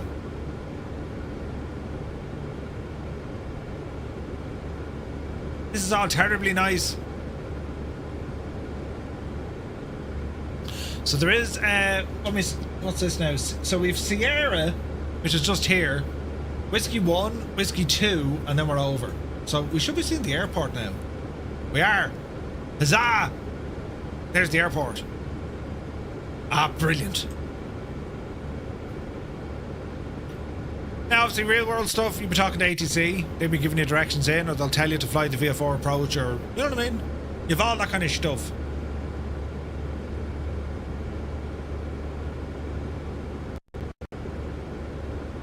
Some stutters, some loading. Should be okay, though. That new ground handling plugin for X-Plane got released finally yesterday. Real Ops is it called? Need to check that one out soon. So tonight is our last flight of our US series of VATSIM, and then next week we start a brand new series, and that first flight is going to be Dublin to Brussels. Ooh, looking forward to that. Kubi, Montana. A very good morning to you. Hope you're well. We're just about to do our approach here into Zurich. Lights are on. Mixture is okay-ish. 2300 on the RPM. Just under 100 knots here. We're at 3,500. Once we enter the circuit then, it's going to be down to 2.5. Irish Patriot, good to see you. Did you fly any 5th gen fighters? What would be a 5th gen? Like Eurofighter? That kind of neck of the woods? I've flown the Eurofighter. Man alive, this is going to be lovely. Jesus. This is going to be fantastic. I watched a clip of your man, the Savage Eye, the other day. He was doing Joe Duffy. Fantastic. You have to stop with the words terrible. I need something more. Jesus. You know, he reminds me of Adam Controls, actually. Adam, I reckon you'd be brilliant at doing the Savage Eye. You know, the Joe Duffy part of it. You know? F-35, F-22. Oh yeah, I've flown those. I have. Pete, take it fierce handy, buddy. Thanks so much for tuning in. We'll see you soon. Right, so mind the mountain there on our left hand side. Airport is in full sight. We're just going to be using this now as our approach. Look at this, lads. Jeez. So our speed is good. Whiskey 1 and then Whiskey 2. So once we get to Whiskey 1, we'll start ascending into Zurich. We're going to aim for 2,500 feet in the pattern. And then, like everything, runway 28, once we're abeam, we drop it down, we do our turn in, and all should be well, right? Famous last words, Murph. You know, there's the train station.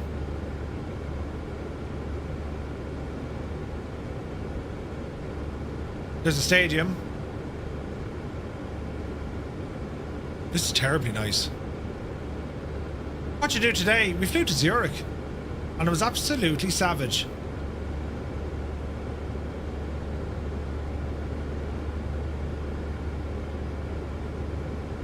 Days, it looks like a business spot. Anyone been to Zurich before? I've never been in Zurich. Okay, so we're going to set 2,500.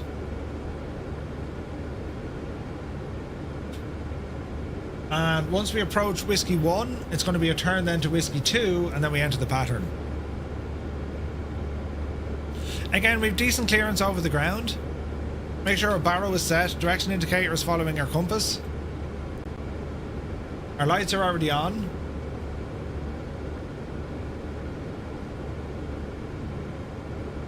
What's that out there? Is that another train station? Oh, it's a giant car park.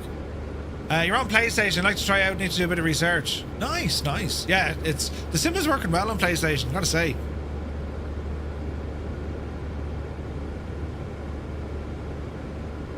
Okay, we're approaching Whiskey 1.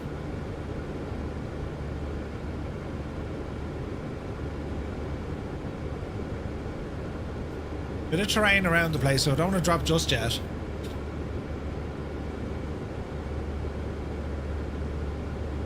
So once we hit Whiskey 1, as we start off for Whiskey 2, that's when we descend.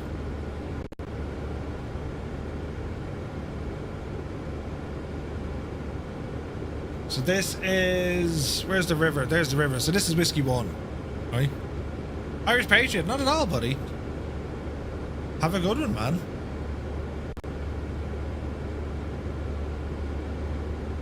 Okay, Whiskey 1. And it's going to be a right turn now, 041 degrees.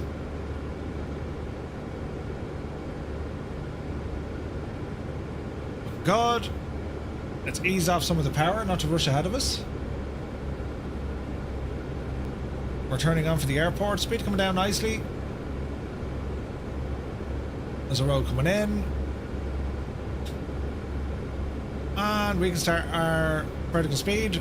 Drop her down.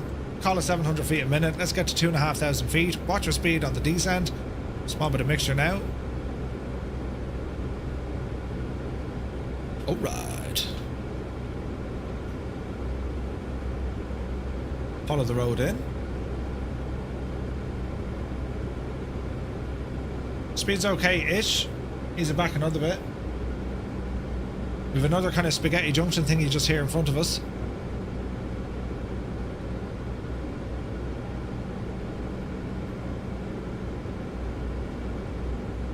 Easy now.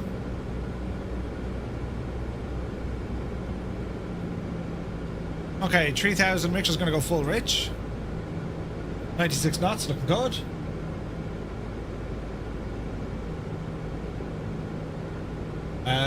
Runway 28, that looks like the base of it over there. Let's see what happens. Go away the stutters. Keep her going. Easy now.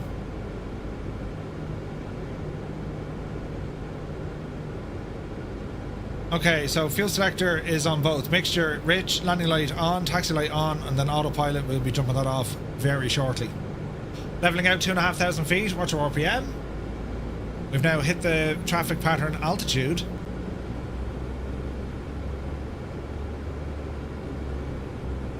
$2,500 feet. That's 1,000 over the ground. There's our landing runway. We're going to enter the pattern here now.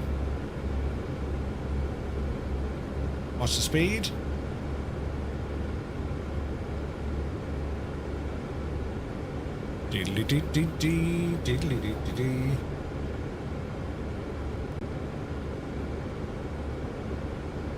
Alrighty, so entering on the downwind.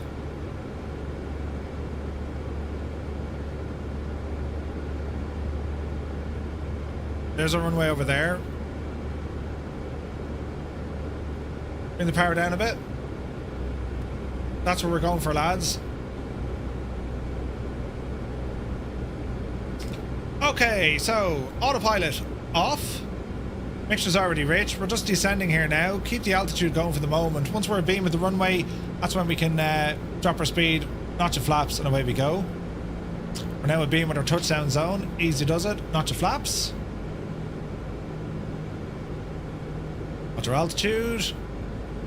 And we'll be turning on the base leg in just a moment. Speed around 75. That's all okay.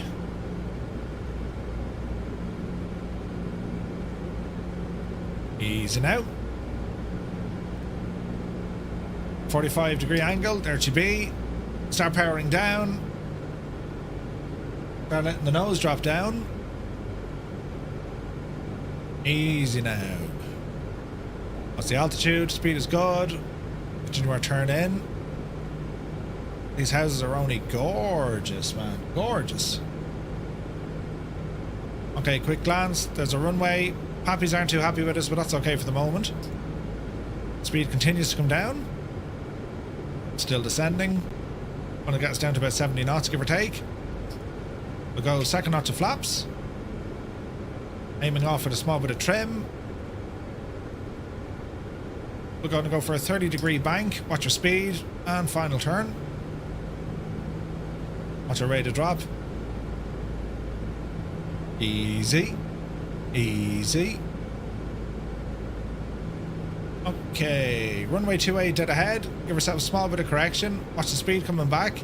75 knots. We're okay. We're going to go full flaps. Keep the nose pointed down as best we can. We're a little bit high. We can correct all this here now in a moment. Watch our speed. Want to be about 61 over the threshold, not below it. Watch the speed. Okay, we're coming in a little bit steep, but again, we're okay. I can see my touchdown zone. We're slightly off the glide, but that'll come in fairly quickly. Okay, watch the speed. There we go. Over the numbers. There is a touchdown. And we're going to watch for the flare. So, hold the nose, power to idle, and just bleed it off. There's a touchdown. 204. We shouldn't have exceeded a major G, right? So can we make that exit? Unlikely. We'll exit down then the next one. 200 feet a minute. I mean, for a Cessna, that's okay. We shouldn't be in too much trouble. Ah, Mr. GPHI, look at you on TikTok. Ups to down. Oh, Jesus, go handy. Don't miss your turn. Easy. Easy, easy, easy. Alright. So this is Juliet. We're going to hang a right. I want to get up to Sector 6, it's called. Right? O2, welcome in. Okay, we clear the runway. Go ahead, bring our flaps in. Landing light and strobes off. And let's taxi up to Sector 6. Gorgeous flight, wasn't it? Summoner, good to see you, bud. Hope you're well. Brilliant.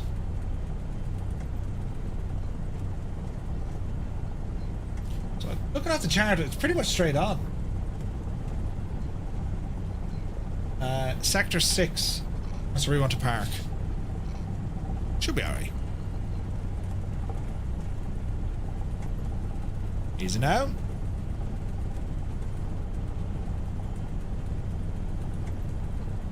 What a great little machine, man.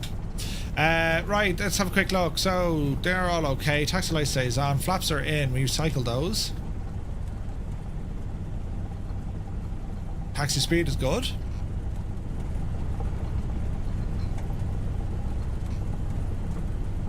And then this is Sector 6 just up here.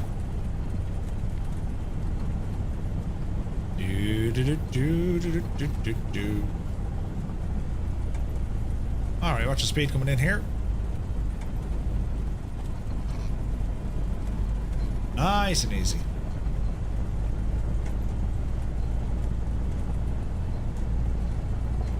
Okay, onto Zulu. Find the bump in the old taxiway. Easy now. There we go.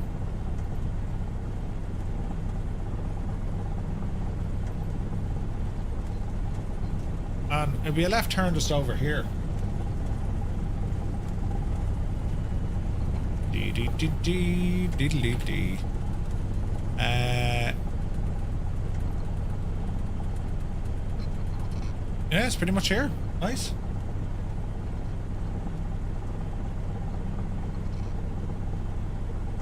ExecJet, or is it ExecJet? I'd say we can just throw it in here, lads.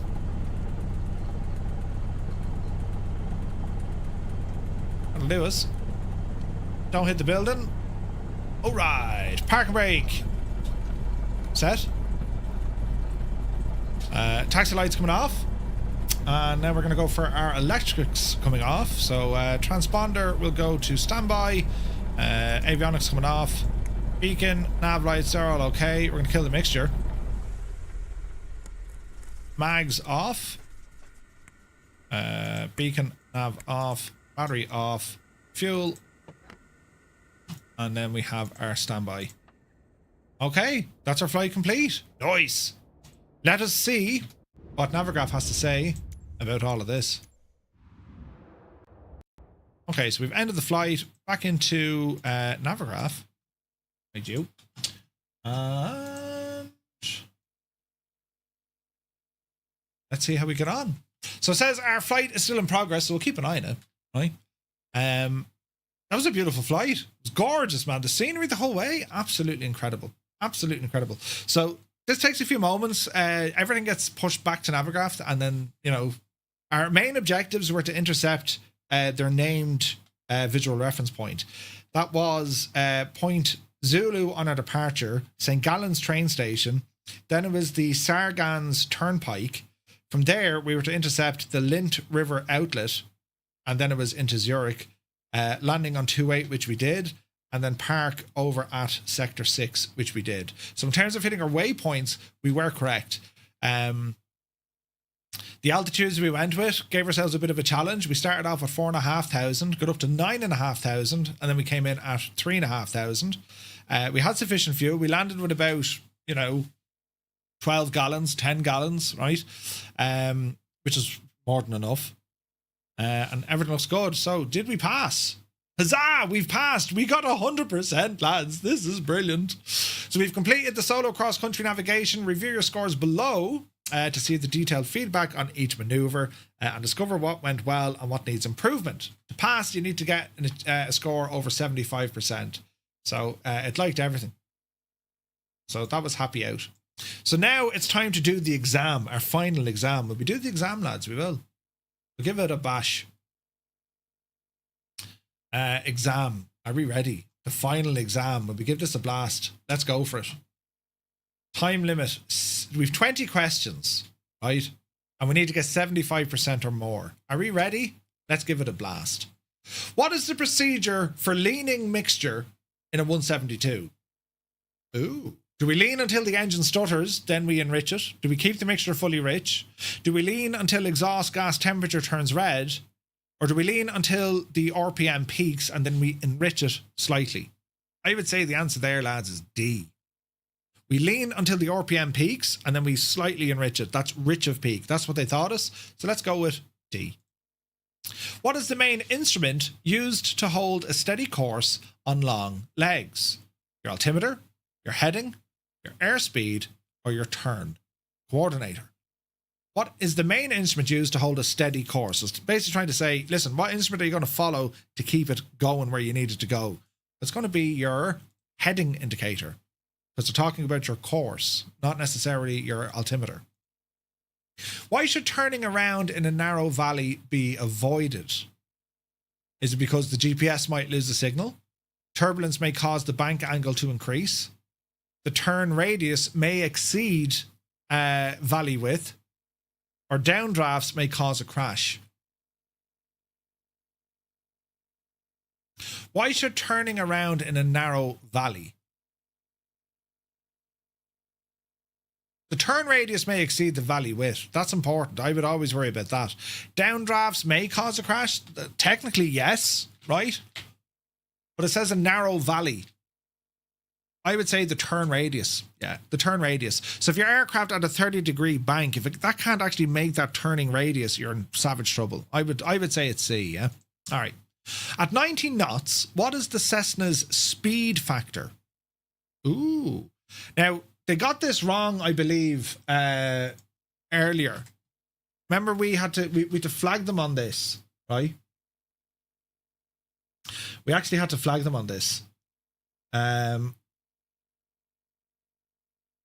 Because what we were saying was the math was a little bit wrong. Because we were saying if it's 1.5 nautical miles per minute, it should be 6.66. Remember that? So at 90 knots, it is 1.5, right? For the Cessna. But just in case, if you got kind of thrown off, that's where it's at. What is checked during the pre-takeoff controls-free check? What is checked during the pre-takeoff controls-free? Well, what are we looking for? Is it that the control devices move the virtual cockpit controls to their ends? The flap and control inputs are bound correctly? There's no issues with the in-game settings? Or the item is not important for simulator flying? What is checked during the pre-takeoff controls free? I would say the flaps and control inputs are bound correctly. There's no issue with the in-game settings, or the control devices move the virtual cockpit. That's it. Am I reading that wrong? What is checked during pre-check takeoff? Well, we're making sure that the flap and control inputs are bound correctly. I mean, you could say the control devices move the virtual cockpit controls to their ends. Well, not necessarily. I mean, yes, you can do that. Full left, full right, full forward, full back. Control devices move the virtual cockpit controls to their ends. That's a weird one, isn't it? Because your virtual, like in the virtual cockpit, technically the controls wouldn't necessarily... I mean, if the yoke is moving, right? Or is it that your flaps and control inputs are bound correctly? I mean, I'd be checking to make sure that they are bound correctly because they're talking about the simulator. I don't know. What do you reckon, lads? That's a tough one, isn't it? Like when you check your controls, you're making sure that the movement of your controls is free and correct, right? There's nothing obstructing them. When we're doing it from a simulator perspective, the control devices move the virtual cockpit controls to their ends, but that may not be... It sounds right. But I would say the flap and control inputs are bound correctly. Or you're checking to say that there is no issue with the game or with the in-game settings, says Mark.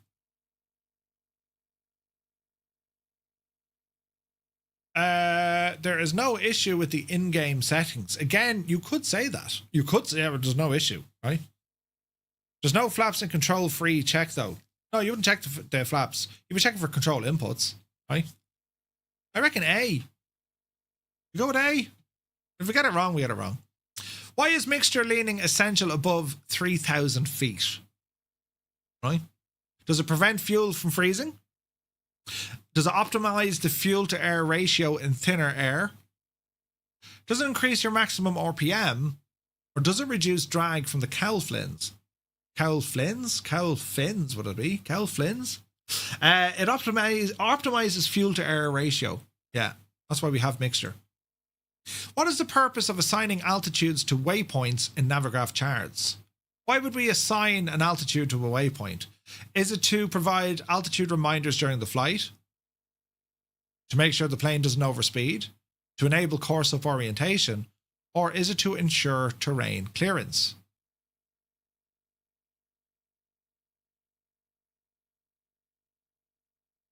It's to provide altitude reminders. I mean, you could say it's to ensure terrain clearance. Zybot, good to see you, buddy. What is the purpose of assigning altitudes to waypoints? I mean, if you assign an altitude, it doesn't mean you're going to ensure you've cleared the terrain. You're providing altitude reminders. I mean, you still have to go off and change your altitude. That makes sense? To provide altitude reminders during the flight. Yeah, well, on cruise it could be as well. Yeah, I mean, you step climbs, right? Like, to provide altitude reminders, that is what it's doing. But is it to make sure, to ensure terrain clearance? I would say technically that's what you're doing. You're making sure you remain clear of any terrain. But it's also to remind you about different altitudes. We'll go with D.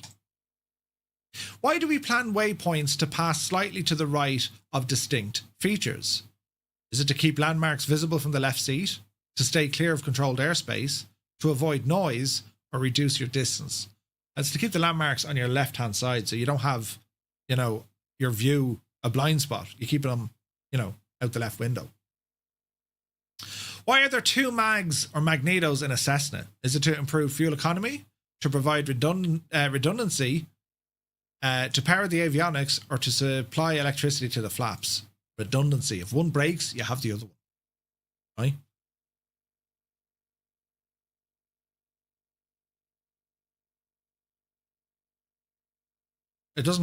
Your mags don't necessarily improve your fuel economy. It's to provide redundancy, When starting to lean mixture in a 172, what does a rise in RPM indicate? So when you're starting to lean, is it the engine running hot? Combustion efficiency is improving. There was no need, or the throttle is too far open. But once we see the RPM picking up, we now know that the combustion is becoming more efficient because you've gotten the mixture of air and fuel better, so we have more combustion. So that's the answer there. Question 11, we're halfway there. Oh, Jesus. When priming the engine, with the electrical pump, what is the correct sequence? Mixture full rich, pump on, wait, pump off. Mixture idle cutoff, pump on. Mixture full for 5 seconds. Mixture back to cutoff, pump off.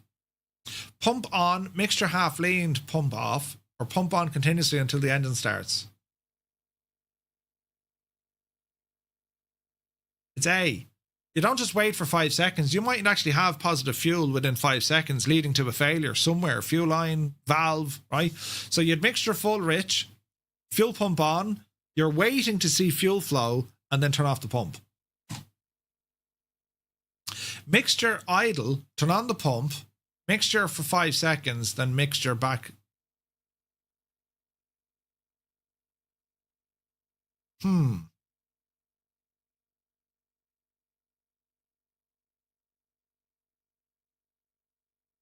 If the engine is cold,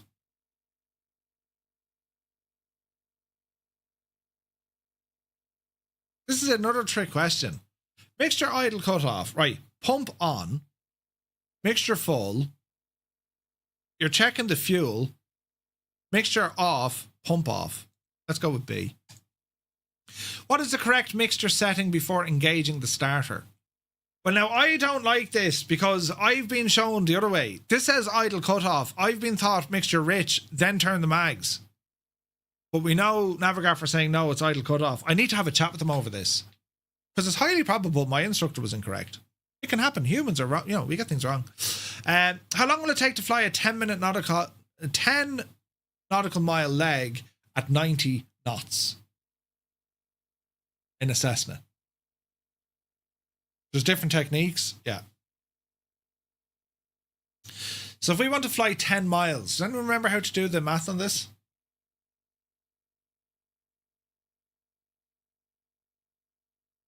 So again, bring up our calculator. So we're going to say 10 nautical miles.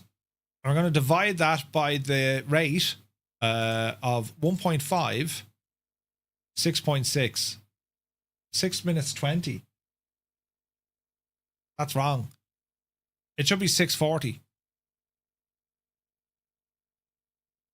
Their math is wrong. It should be 6:40.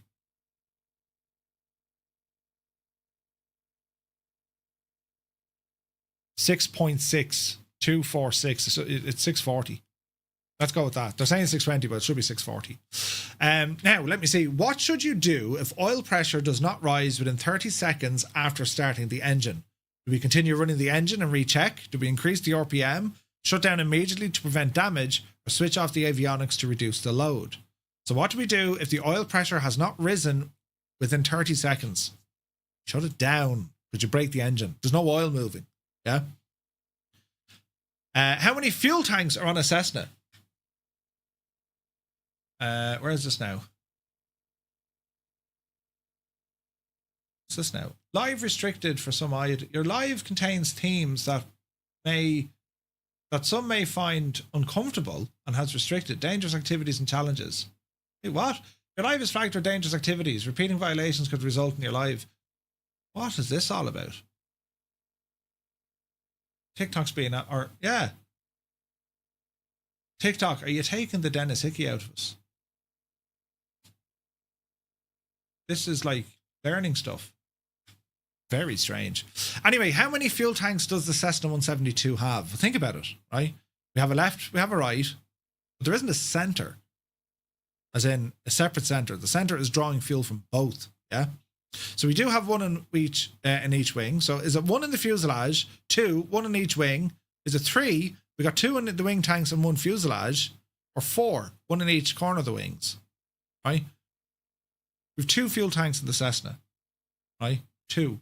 That sounds very strange. I don't know why TikTok thinks it's like, you're mad. Anyway, we have two fuel tanks. What happens if the mixture is left full rich at higher cruise altitudes? Engine runs more efficiently. The fuel may not fully combust, reducing power. Aircraft gain speed or prevents engine shock cooling. So what happens if the mixture is left full rich at higher cruise altitudes? Well, the fuel may not fully combust because the mixture is wrong. Yeah? Why is crossing the Alps at minimum safe altitude not practical in the Cessna? Is it because of lack of GPS navigation? Is it altitude requires oxygen and exceeds the comfortable aircraft performance? I would think so. No radio contact or Innsbruck procedures prohibits it. Well, they're not necessarily talking Innsbruck. Altitude requires, higher altitude might require oxygen, and it does exceed the comfort limit of a Cessna 172. So we'll go with that. What powers the aircraft's electrical system once the engine is running? Is it the main battery? Is it the alternator, the standby battery, or the magnetos? Ooh. What powers the aircraft's electrical systems once the engine is running? 3 was way too many viewers, right? Like the alternator driven by the engine, but we also know that the mags can control, the mags are also controlling stuff there as well. Yeah. That's a good one. That there is a good one. Let's go back. So if we were to go to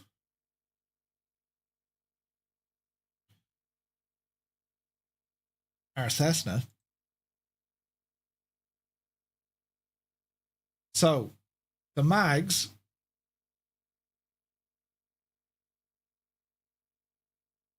the engine drives the alternator, supplying electricity to the aircraft systems, right? Knew that. The mags produce their own electricity, and they're engine driven. They're independent of the alternator. So the idea behind the mag's main job is going to be the spark plugs. Yeah. So the alternator is driven by the engine. That gives electrical systems power. Yeah. Hey, Lord Freed is here. Good to see you, buddy.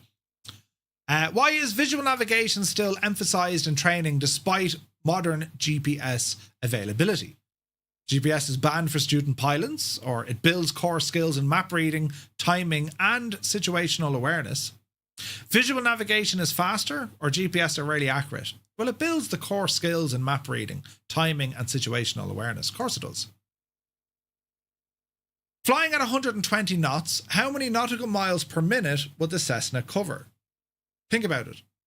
If you're flying at 120 knots per hour, how many miles per minute does the Cessna do?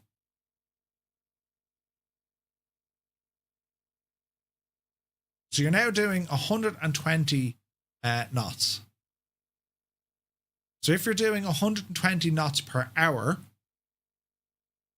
right? How many are you doing per minute? Strap is here. Good to see you. You too, wouldn't it?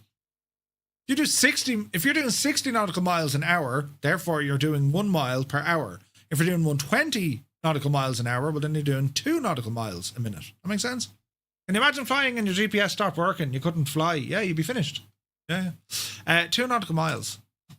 This is the end of the exam, right? Are you sure you want to submit it? Yeah, go on. Did we get it? Oh, we did! Brilliant! Course completed. You have passed the virtual PPL course. Ah, brilliant! Excellent. View the exam results. Did we get them right? Virtual PPL, we got 95%. Our cross, I don't get it. Cross-country navigation, we got 1 wrong. Uh-oh. There we go. 90 and 95%. I'm happy out with that. Didn't we do well? Let's download that little ticket there now. Actually, this is brilliant. We have a virtual PPL pilot ticket thingamajig, and we've passed the course. Fantastic. Look at that. There we are now. And brilliant. Fantastic. We've passed it, lads. We're now a holder of a virtual PPL. Date of issue was today, February the 12th in the year of 2026. Great news. So an overall look at how we did for that course, right? Introduction, effects, climbs and descents. That was our lowest score, right? But overall, we did well. Congratulations, pilot. You have officially earned your wings. Completing your virtual pilot private license is no small feat. By flying every lesson, passing both exams, and demonstrating true pilot discipline, you've proven you have what it takes to think and fly like a professional pilot. This license is more than a certificate. It is a symbol of skill, dedication, and perseverance. It shows you've gone through and passed a realistic flight training course. From here on, know that you've built a strong foundation and you are ready to continue exploring the wonderful world of aviation. Enjoy your future flights, pilot. From Martin. Brilliant. No excuses now for me dodgy landings. 100%. I gotta say, that course is great, man. The Navagraph Academy, like, we're 11 weeks doing this. We're 11 weeks, right? It's been so much fun. Brett Plays, good to see you, man. Welcome in, and welcome in, Raiders. Jesus, welcome in, Raiders. Right, you know, a lot of people rambling in. Good afternoon, everyone. You're very welcome.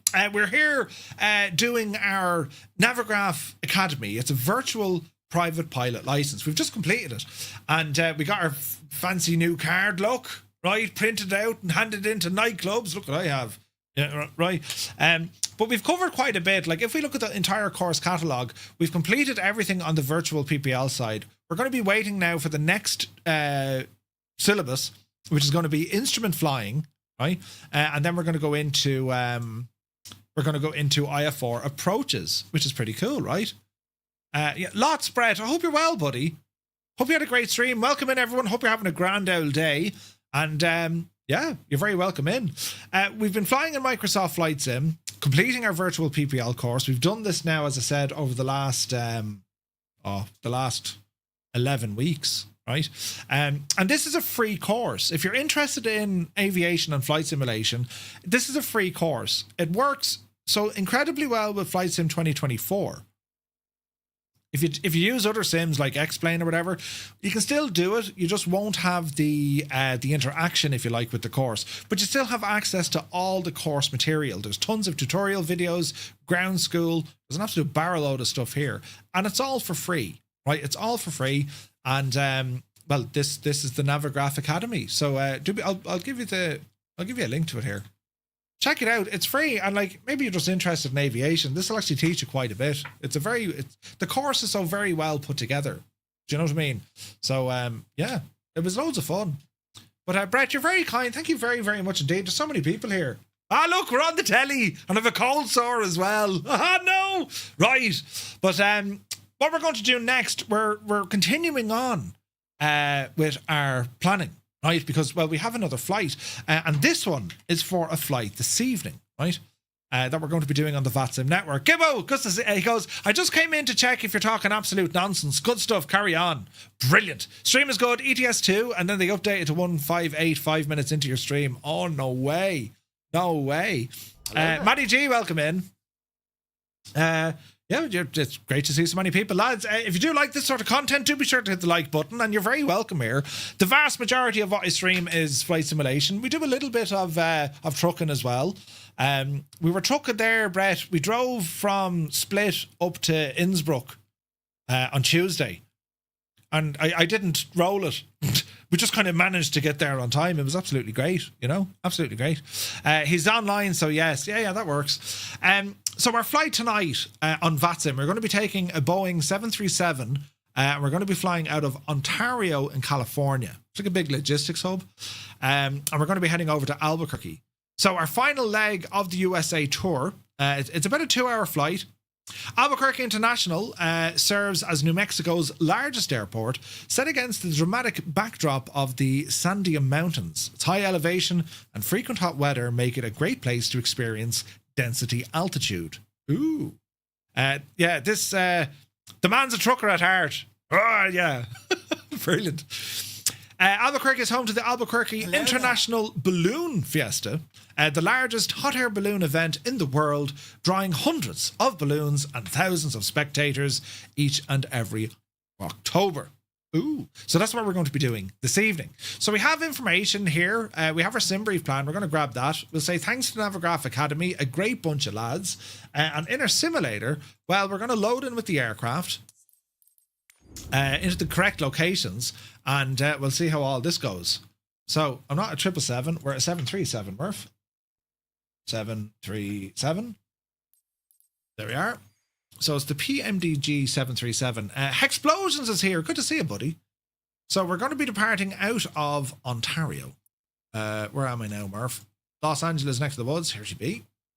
So in terms of where we were parking, where did I park last week? When we landed, we went down this neck of the woods, didn't we? We did. So this is all like general aviation parking. This could be a bit of crack. Oh, we go up here, look. Ramp Dock 6 Alpha. Why not? So that's what we're going to do, right?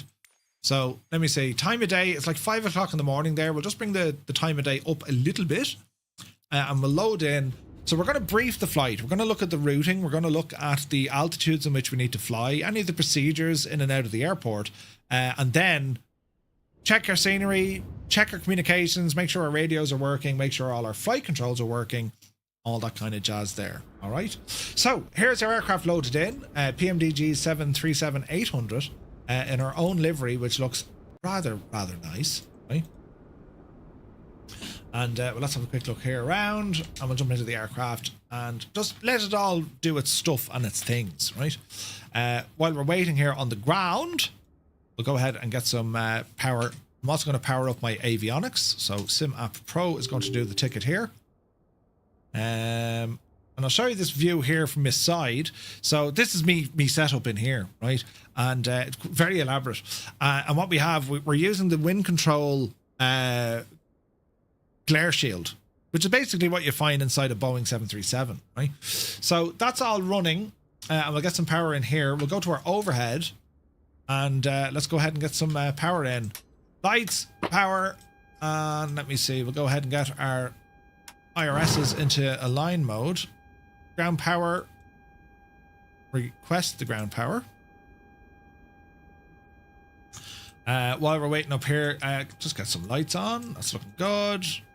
Lights all good here. Logo light, wing light, ground power ready to activate. Okay, so there's our ground power coming on. Screens will come to life here now in a moment. Wick Shill, good to see you, buddy. Good morning. Hope you're having a great day. Okay, so as the aircraft is starting to warm up its own systems, we're going to come along and make sure everything else is working, right? Where's that button? So let us go in and look at SimBrief, because this is where it's going to load in our flight details. So we are Firefly 235. This is our own virtual airline. It's like a virtual convoy, but we use this for our aircraft. We're departing out of Ontario, arriving into Albuquerque. We're going to select our aircraft. This will give it the correct profile, altitude, takeoff, all this kind of jazz. That's our routing. So it's about an hour 55 in the sky. Runway 26 right departure. It's planning an arrival into runway 21. That looks good. We're going to generate the flight, and now we're going to go over and check out some things. So we'll go to the VATSIM radar website, but I also want to go to VentuSky.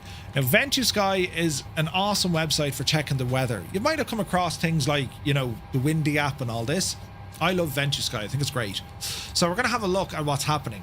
So we're over Ontario, California neck of the woods, which is just around here, right? There's Riverside. There's Ontario. So this is looking at the temperature. So if we bring the time of day a little bit later, come back to me there now. So the time of day tonight is going to be around 8 o'clock Irish time, 2000 Zulu, and that'll be around, you know, 1 o'clock. So the temperature 15 degrees in Ontario, right? And then if we move across to Albuquerque, it's about the same, 15 degrees.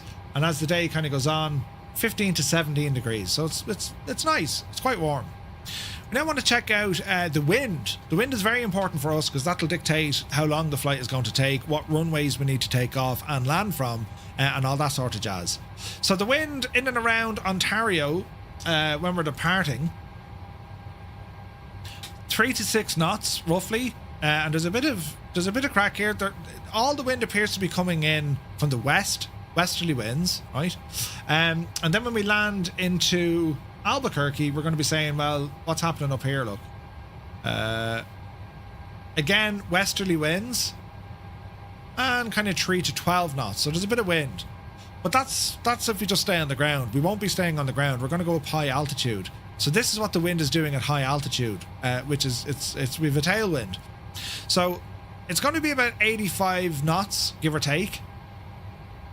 And that'll give us a nice bit of a tailwind. So that's a tailwind component. Effectively, it's going to shorten the duration of our flight because, well, that's what it does, right? It's heavy wind or high wind. And that's how it looks at altitude. So the wind could be nice and calm on the ground, but, you know, at like 20, 30,000 feet, it's giving it socks, right? And this is real world. And the sim copies this. Right, so now it's a forecast. It's not the exact weather. We're forecasting this, but as we can see, the wind, 85 knots. We're going to have a tailwind the whole way. Brilliant. What about cloud cover? Because we also need to plan for cloud cover. So this evening, there's a bit of cloud around, but we can kind of see where that's moving. There's a bit of a front here we need to watch for, right? So a little bit of cloud, and as we kind of progress Albuquerque, that's going to be socked in. There's full cloud cover here. Now with cloud, usually what comes with cloud? Rain. So we need to watch for any precipitation. So as we look down around, we're not expecting any rain out of California. And as the day progresses, up to 9 o'clock tonight, or even, midnight, now, bit of snow here. More snow up here at the Rockies, but down in Albuquerque, we're not expecting any bad weather in terms of rain or whatnot. Thunderstorms, all that sort of jazz. There's pockets of it around, right, in the clouds, right? We could be getting stormy or storm clouds along the way.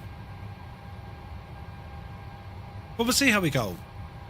It was raining in Albuquerque early this morning. Interesting. Okay, so that's what the weather's going to do. We're expecting westerly winds, a good shot of tailwind, relatively clear skies leaving California and flying into heavy cloud coming on into Albuquerque this evening. So that's kind of our weather briefing done. We have an idea, I haven't chatted a lot here since also watching on Twitch. That's okay, Crafty. No worries, buddy. Right, the VATSIM radar. This is basically so VATSIM is virtual air traffic control sim. Right, simulation. So we're going to be leaving out of Ontario. There's an aircraft here. Who be that? Neil Roberts. Nice. So that's where we are at the moment. We'll connect to the network here now shortly, and then we'll have a look at Albuquerque. And there's an aircraft sitting there as well. All right. So that's all grand. We're going to move this guy over to the other screen, and what we're going to do, we're going to connect to the VATSIM network to make sure that all is well. So we're going to fire up VPilot. And hopefully this all connects. While we're waiting for VPilot, we're going to come back over the Navagraph charts that we were using earlier. We're going to unload our flight from today, and then we're going to import our flight from SimBrief, which is going to be Ontario to Albuquerque. Sweet! And here we have our routing when GL loads in. There we go. So that's what our entire route looks like. And this is where we're going to be studying the charts to make sure that we have our departure procedures correct, our en route element, and then our arrival. And most importantly, we want to be checking out any missed approaches. That is vital for us. If we don't kind of forward plan our missed approach, you could get into a lot of hot water quickly. ATC will be expecting you to know what to do. Now there's a red flag here because it's saying these runways aren't used. Let's not worry about that just yet. So let me see, we're going to go ahead and connect. We're in a 738 and we should be now live in the network. And if I look for radio frequency, the CTAF frequency here is 120.6. 120.6. Go ahead and blast that in. And let's look at our radios down here. 1206, and let's give someone a shout. Ontario traffic, Firefly 235, radio check. We might get someone, we may not get someone. 555, nothing. Thank you very much. Cool, okay, so our radios are working. So that's speaking with another human on the VATSIM network, which is pretty cool, right? And we get ATC controllers. They be out, it's class, right? The whole thing is class. So the scenery here is fine. We flew into it last week, right? So as we're sitting here, let's go in and start looking at our flight briefings, right? So we're here at Ontario. We're expecting a takeoff from, what did we say, 26? 26 right, okay? Which means, just to give ourselves an idea, we're over here at the cargo stand. We're going to be taxiing probably November onto Whiskey and then departing 26 right. Fair enough. Let me see, taxiway restricted to aircraft sizes. So this is where you read the charts just to give you an idea of what's going on later on. Now we have an RNAV departure, so we want to watch for this. So we're going to be off 26 right. Here we are up here. So there's a bit of a procedure to get us out of this airspace safely, and this is what we have to do. So when we take off, it's going to be a left turn over to Seoul, and then we Raji, and then we're down this neck of the woods. So if we're departing, we're going to climb on a heading of 258 degrees to 1,460 feet. Then we do a left turn direct across Seoul at or above 4,000. Then it's up to 7,000. So that's our instruction. We need to be able to blast off from the runway. We fly the runway heading until we get to 1,460 feet. We then make a hard left, continue to climb, and we want to expect to be at Seoul at or above 4,000 feet. Expect a runway change later. But based on the weather, we shouldn't. It's westerly winds, right? They might change it, but, they may not. So that's fairly straightforward. We get down to this neck of the woods, and then we can see it from here on the map.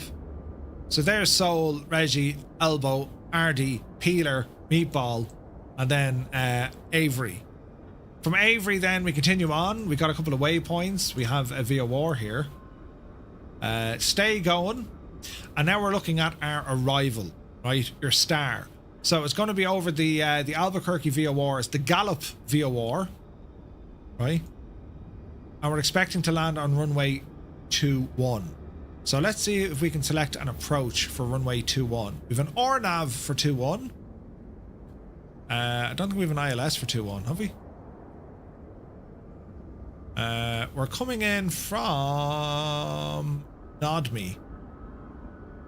So there's an ILS 03, runway 21, ILS. Okay, so it's the RNAV 21. We're going to add that to the route. Okay. So this is what our arrival looks like. So we're planning runway 21. Okay. We're going to be coming in from... Where are we coming in from? Nodme and Kiefer. Right?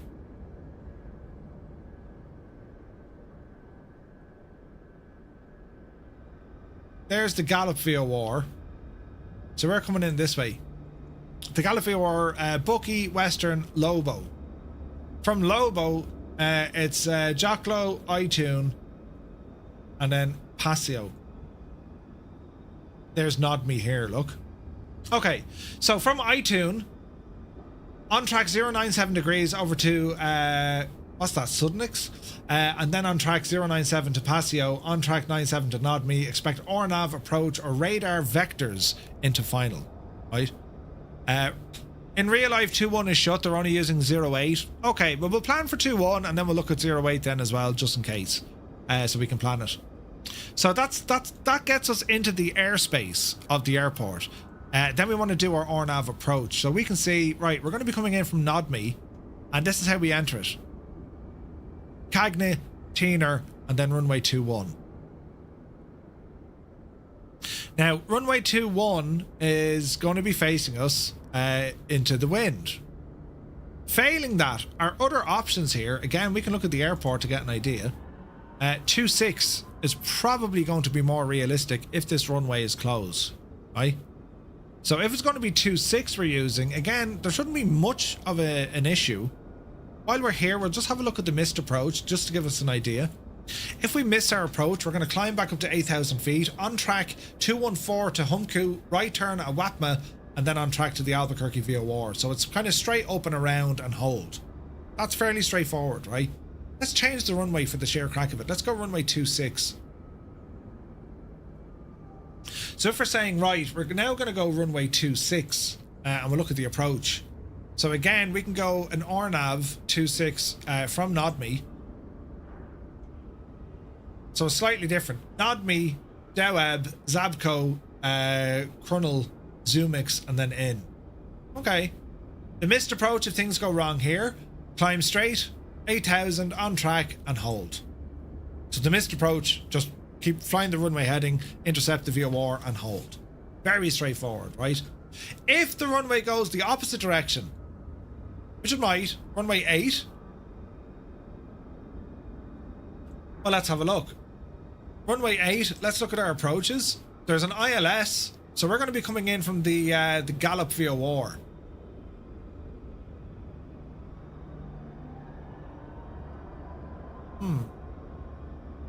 The Lobo 3, so where would that bring us, right? The Lobo 3 will probably bring us from Nodme. I don't think it will, actually. From Chemstar? We'd want to be coming in at Chemstar, I suppose. So we'll go with that one. Okay. Again, this looks fairly straightforward. From Lobo, that doesn't change. Here's Lobo, right? And then we're going to be heading in. Again, it's going to be iTune. If we're going for runway 8, from iTune on track over to Musk, then it's over to Donald, then it's over to Camstar. Is it Camstar? And then expect vectors. This is what she's looking like. 8,000 feet. The Albuquerque VOR. ILS. What's our missed approach? It's going to be climb to 5,800 feet. Climbing right, turn to 8,000 feet, direct to the Albuquerque VOR. So it's a fly the runway heading. As we're climbing, start turning right. You're doing a full 180 and you're heading back to the Albuquerque VOR to hold. Fairly straightforward. And you can see that routing there in orange. See that? And all the dots. They're saying, well, that's where you're going to hold. And ATC will look after us from that matter. If ATC don't look, if there is no ATC, we kind of self-vector this. All right. So I'm happy enough with that. It's relatively straightforward. Either way, our star doesn't change, right? The Lobo 3 arrival. So then it's only a matter of figuring out, well, where it is we need to go, right? Now, our alternate airport is Roswell. So where be Roswell? Miles over here, look. Now, that's a bit Irish, but again, if you had to use our alternate airport, it's possibly because of weather, you know. I mean, we could easily, I don't know what you could do. I mean, you could To be honest, I don't know what you do. They want to head us down there. It's misty there at the moment, even though it's VFR conditions. Yeah, it looks fairly straightforward. Okay, I'm happy enough with our routing and what the flight is going to do. I'm happy enough with our scenery, right? Here's our airport, the Ontario in California, right? And you can see the weather here, it's misty. So what we're going to do now, we're going to load into Albuquerque and make sure that everything's working over there, right? So that's the next little bit of our jigsaw, and we'll see what happens. So Albuquerque, there's a disconnect from VATSIM, that's okay. There's Phoenix, Sedona, Albuquerque. Now, where is it we want to be going here? That's cargo. So I would say there's a bit of cargo here though, isn't there? Military cargo. Okay, we'll stay down here at the cargo side. All right, let's launch us into here and let's see what happens. It's amazing, like the hour you spend with a little bit of planning, it makes all the difference. Because when you go to do the flight then, there's no real surprises there, you know what I mean? Okay, UPS cargo HUD and Fed, or hub. English Murph, you can do it. Okay. So this is live time and weather here at the moment. It's dawn here at the moment, right? So we'll do the same crack again. Get some power into the aircraft. Ground ops. Power coming in. Emergency lighting. There's some lights. Logo. Ground power on. IRS alignment. Got our wing lights on here as well. And that's all looking tickety-boo. Right. Systems will come to life here now in a moment. And now we need to check out the facility. All right. So, Albuquerque. I remember the Mr. X Albuquerque scenery back in X-Plane. Jeez, used to be brilliant. Used to be brilliant. So, we'll have a look at our arrival runway and then see where it is we're trying to get to. Right. So, if it is going to be runway 8, that was over here. There's runway 8. If it's going to be 26, it's over there. And if it's going to be 21, it's going to be over here. We would much prefer runway 21 for a shorter taxi, because we're down here at the cargo ramp. Yeah? We would very much prefer that. But listen, we mightn't get it, right? So what I'm doing here, just getting familiar with kind of the layout of the airport. We're also kind of building the shader cache, right? So we don't have any stutters. You know what I mean? Time for me to raid and run. It's 12:30 midnight already. Brett, thank you very, very much indeed, buddy. Have a lovely evening. Thank you very much indeed for the raid. And yeah, we'll see you soon, man. We'll see you soon. The tower here. Well, you have a military side of the fence here now as well, haven't you? Oh, wow. Check out the Ospreys. Ooh. A few Ospreys parked up there. So that's the military cargo ramp. Fair enough. That's fairly straightforward. All right. So where is the civilian? Oh, that's the civvy side. So hang on, is Albuquerque controlled by the military in terms of the ATC? I wonder. Here's the civilian side of the fence. There's our scenery load in here. There we go. I only see the one control tower, like. Strange LOD here, isn't it? Okay, there's all our gates and stands and stuff. They're all looking good.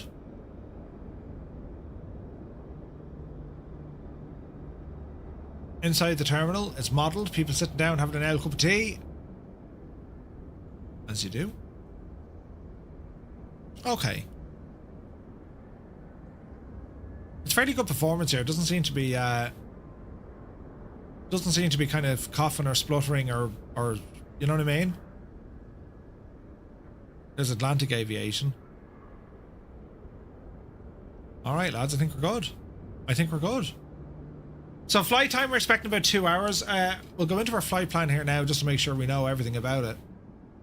But this all looks pretty good to me. Just a beautiful part of the world, isn't it? Look at the mountains there, look. Absolutely stunning. Gorgeous. Absolutely gorgeous. Right, inside the plane, it's doing plane things. We'll come over here now and have a look at our flight plan. Let's have a look. So our sim brief, let's have a look. We're going to be cruising at 350. Let's go in and have a look at our actual flight plan, right? Note FAA operates the tower. The FAA do it. All right, okay. Right, what are we looking at here? Let's have a look. So, cruise cost index is going to be 14. Our routing is okay. And then we're going to look for our maximum altitude. So we were saying 350. It doesn't go higher. 350, it's going to be minus 52 degrees up there. And we're going to be getting a tailwind component. Nice. We like having a tailwind. So, cost index 14, route distance, average winds along the way, 228 and 9 or 5. So 228 degrees, 9 or 5. It's fantastic. Wind component, 77 knot tailwind. We'll take it. We'll take it. Let me see. AirAC is okay. LIDAR chart, units and kilos. That's all fine. Passenger count. Well, we're cargo, so don't worry about that. Block fuel 7.4. We'll probably go with a little bit more. We can add contingency fuel, just in case there's like delays and whatnot. But we'll worry about that later. So that's our routing for our flight tonight. Now, you're more than welcome to fly along with us tonight. If you're on VATSIM, brilliant. If you're not on VATSIM, just fly along. You can also use say intentions. You know, we do have a lot of options when it comes to flying online. Awesome sauce. We're looking good. So this flight will start this evening at 2000 Zulu time, right here. Yeah, as I said, we're going to be flying in the Boeing 737. This guy, as we fly out of California, heading into the east. It's going to be very, very cool. Very cool. Sunjammer says there's a killer restaurant by the airport. It says serves hot barbecue steaks. Ooh. Always talking about food. We now need food or something. Do you know, it'd be lovely. But yeah, that's kind of where it's all at. Pretty cool, right? So let's have a gawk over here. So our Navagraph is set up for tonight's flight. That's what we need, right? What else do we need?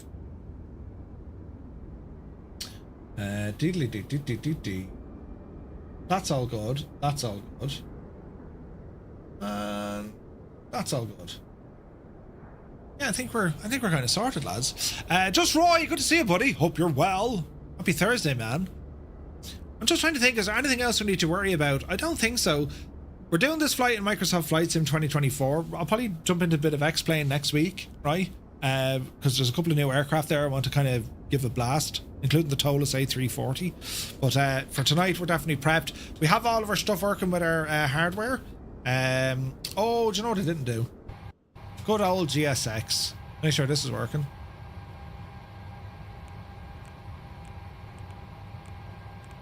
Do.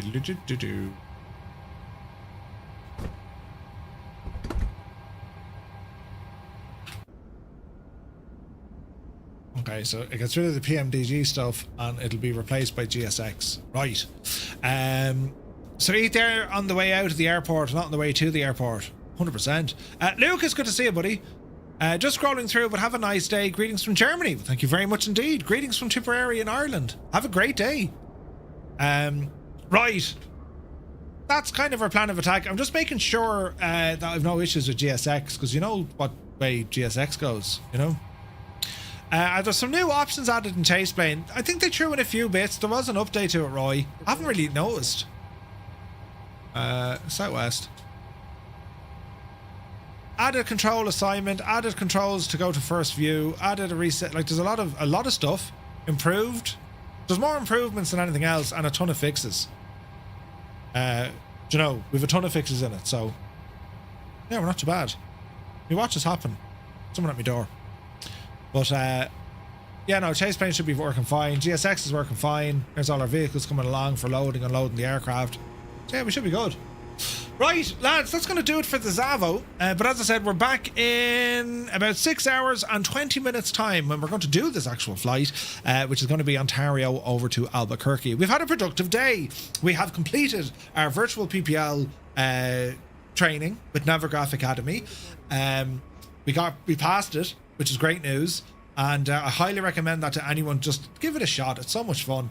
And you learn a ton. You learn a lot of stuff, and it's free. Right, it's a no-brainer. It's free. So, right, that's it for a few hours. We'll be back later on to do this flight. We also have a group flight then tomorrow evening. We're flying over the Pyrenees in a Cessna Corvallis, which should be a bit of crack, do you know? But, right, that's it. To everyone who tuned in today, lads, thank you all so very much indeed. Have an awesome afternoon. To the hundreds of people who showed up on YouTube, with thanks to Brett. Thank you very much indeed for sticking by. And, well, you're most welcome here. And, again, thanks to Brett for bringing the crew over. And to everyone else, lads, I'll see you in a couple of hours. Get ourselves all ready to rock for our flight tonight on VATSIM, where hopefully we don't make a complete and utter fool of ourselves. It could happen. You know, we'll just do it for the crack. But, right, have an awesome day. See you later.